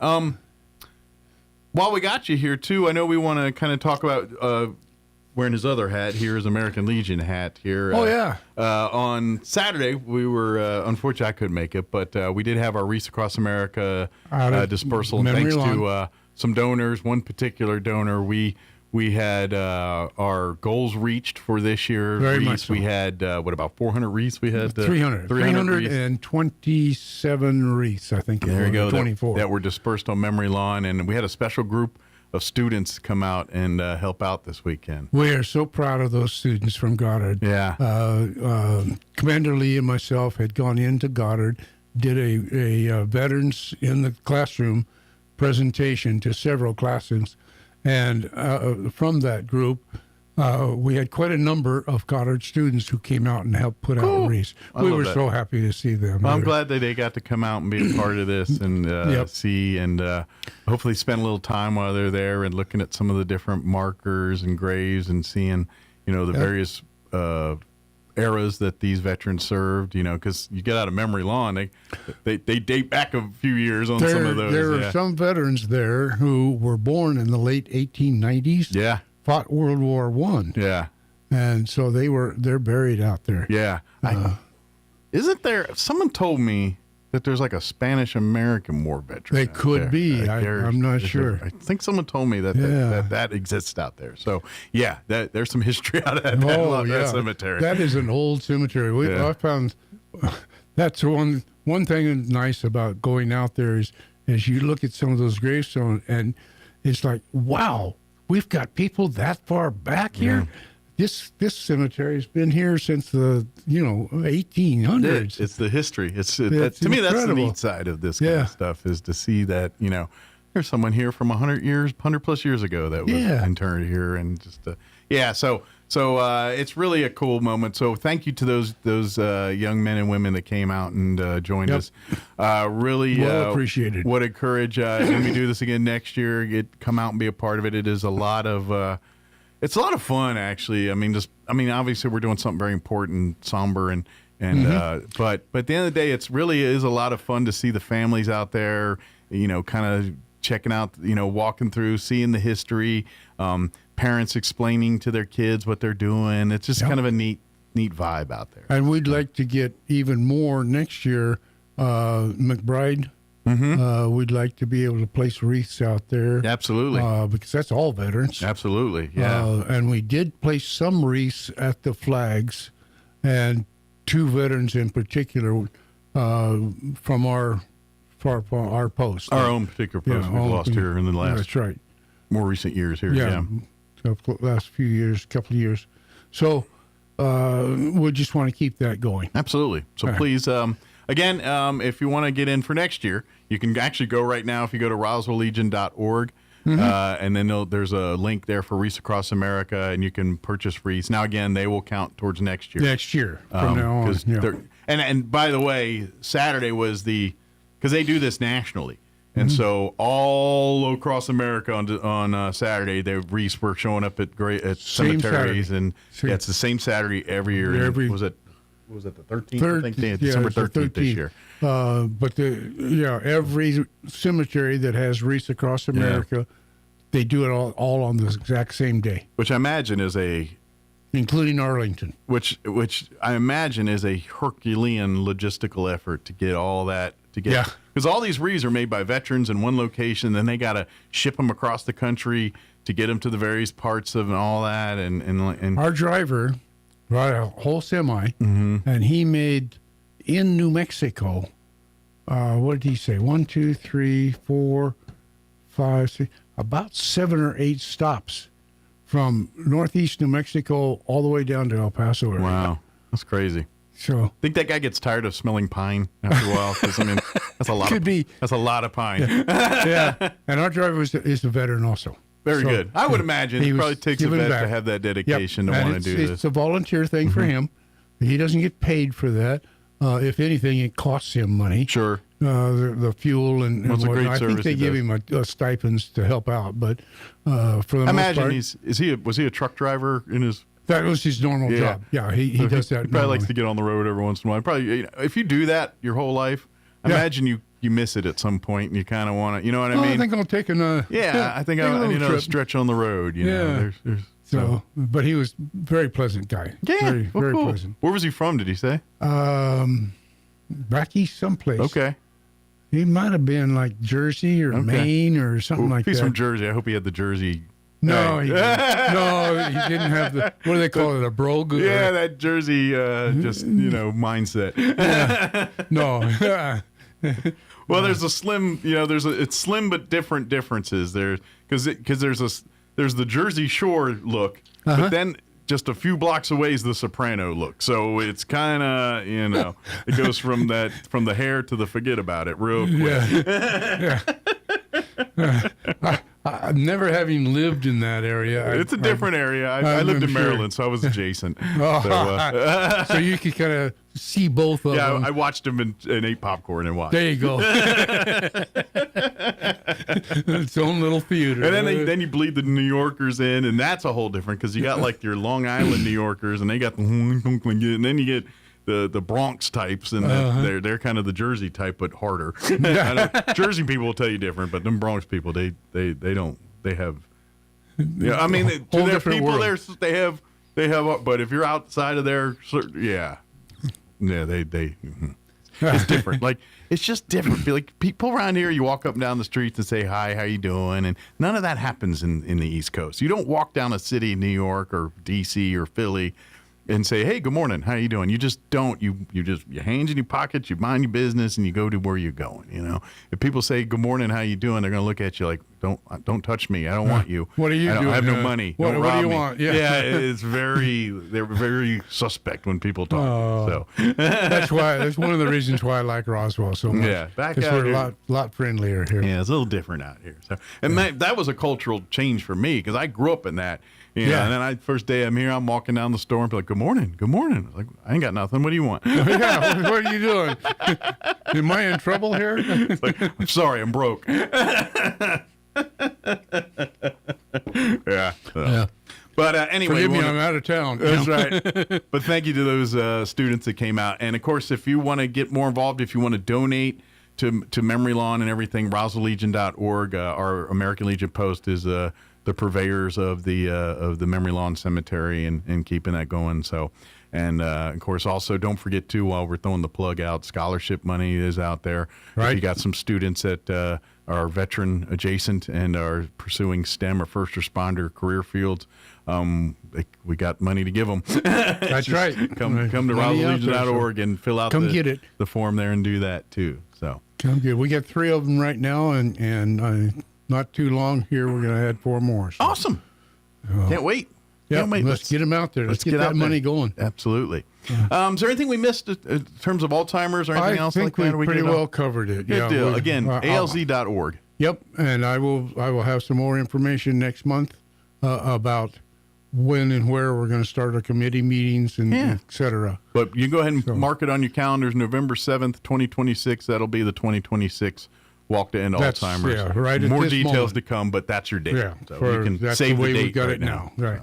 Good deal. Well, Don, thank you very much. I know I'll see you later this week, but Merry Christmas to you and yours. I know I'll see you again on Thursday. But we'll see you in case people don't catch us on Thursday here. But and of course, appreciate everything you do. I know Don, like he was giving out his phone number for that, but you don't realize Don's involved in so many things and helping out so many people in so many different paths. When you'll catch Don 1 minute bringing a plate of food over to Food Not Bombs, and next thing you know, he's over working at Bitter Lake on some conservation project out there, and then next thing you know, he's doing something with Alzheimer's or North American Legion or out at Memory Lawn, driving a vet, filling in holes, or driving a vet to Lubbock or Albuquerque or something. Yeah. So we appreciate what you do, Don. Hey, it gets me going. It keeps me busy. Yeah.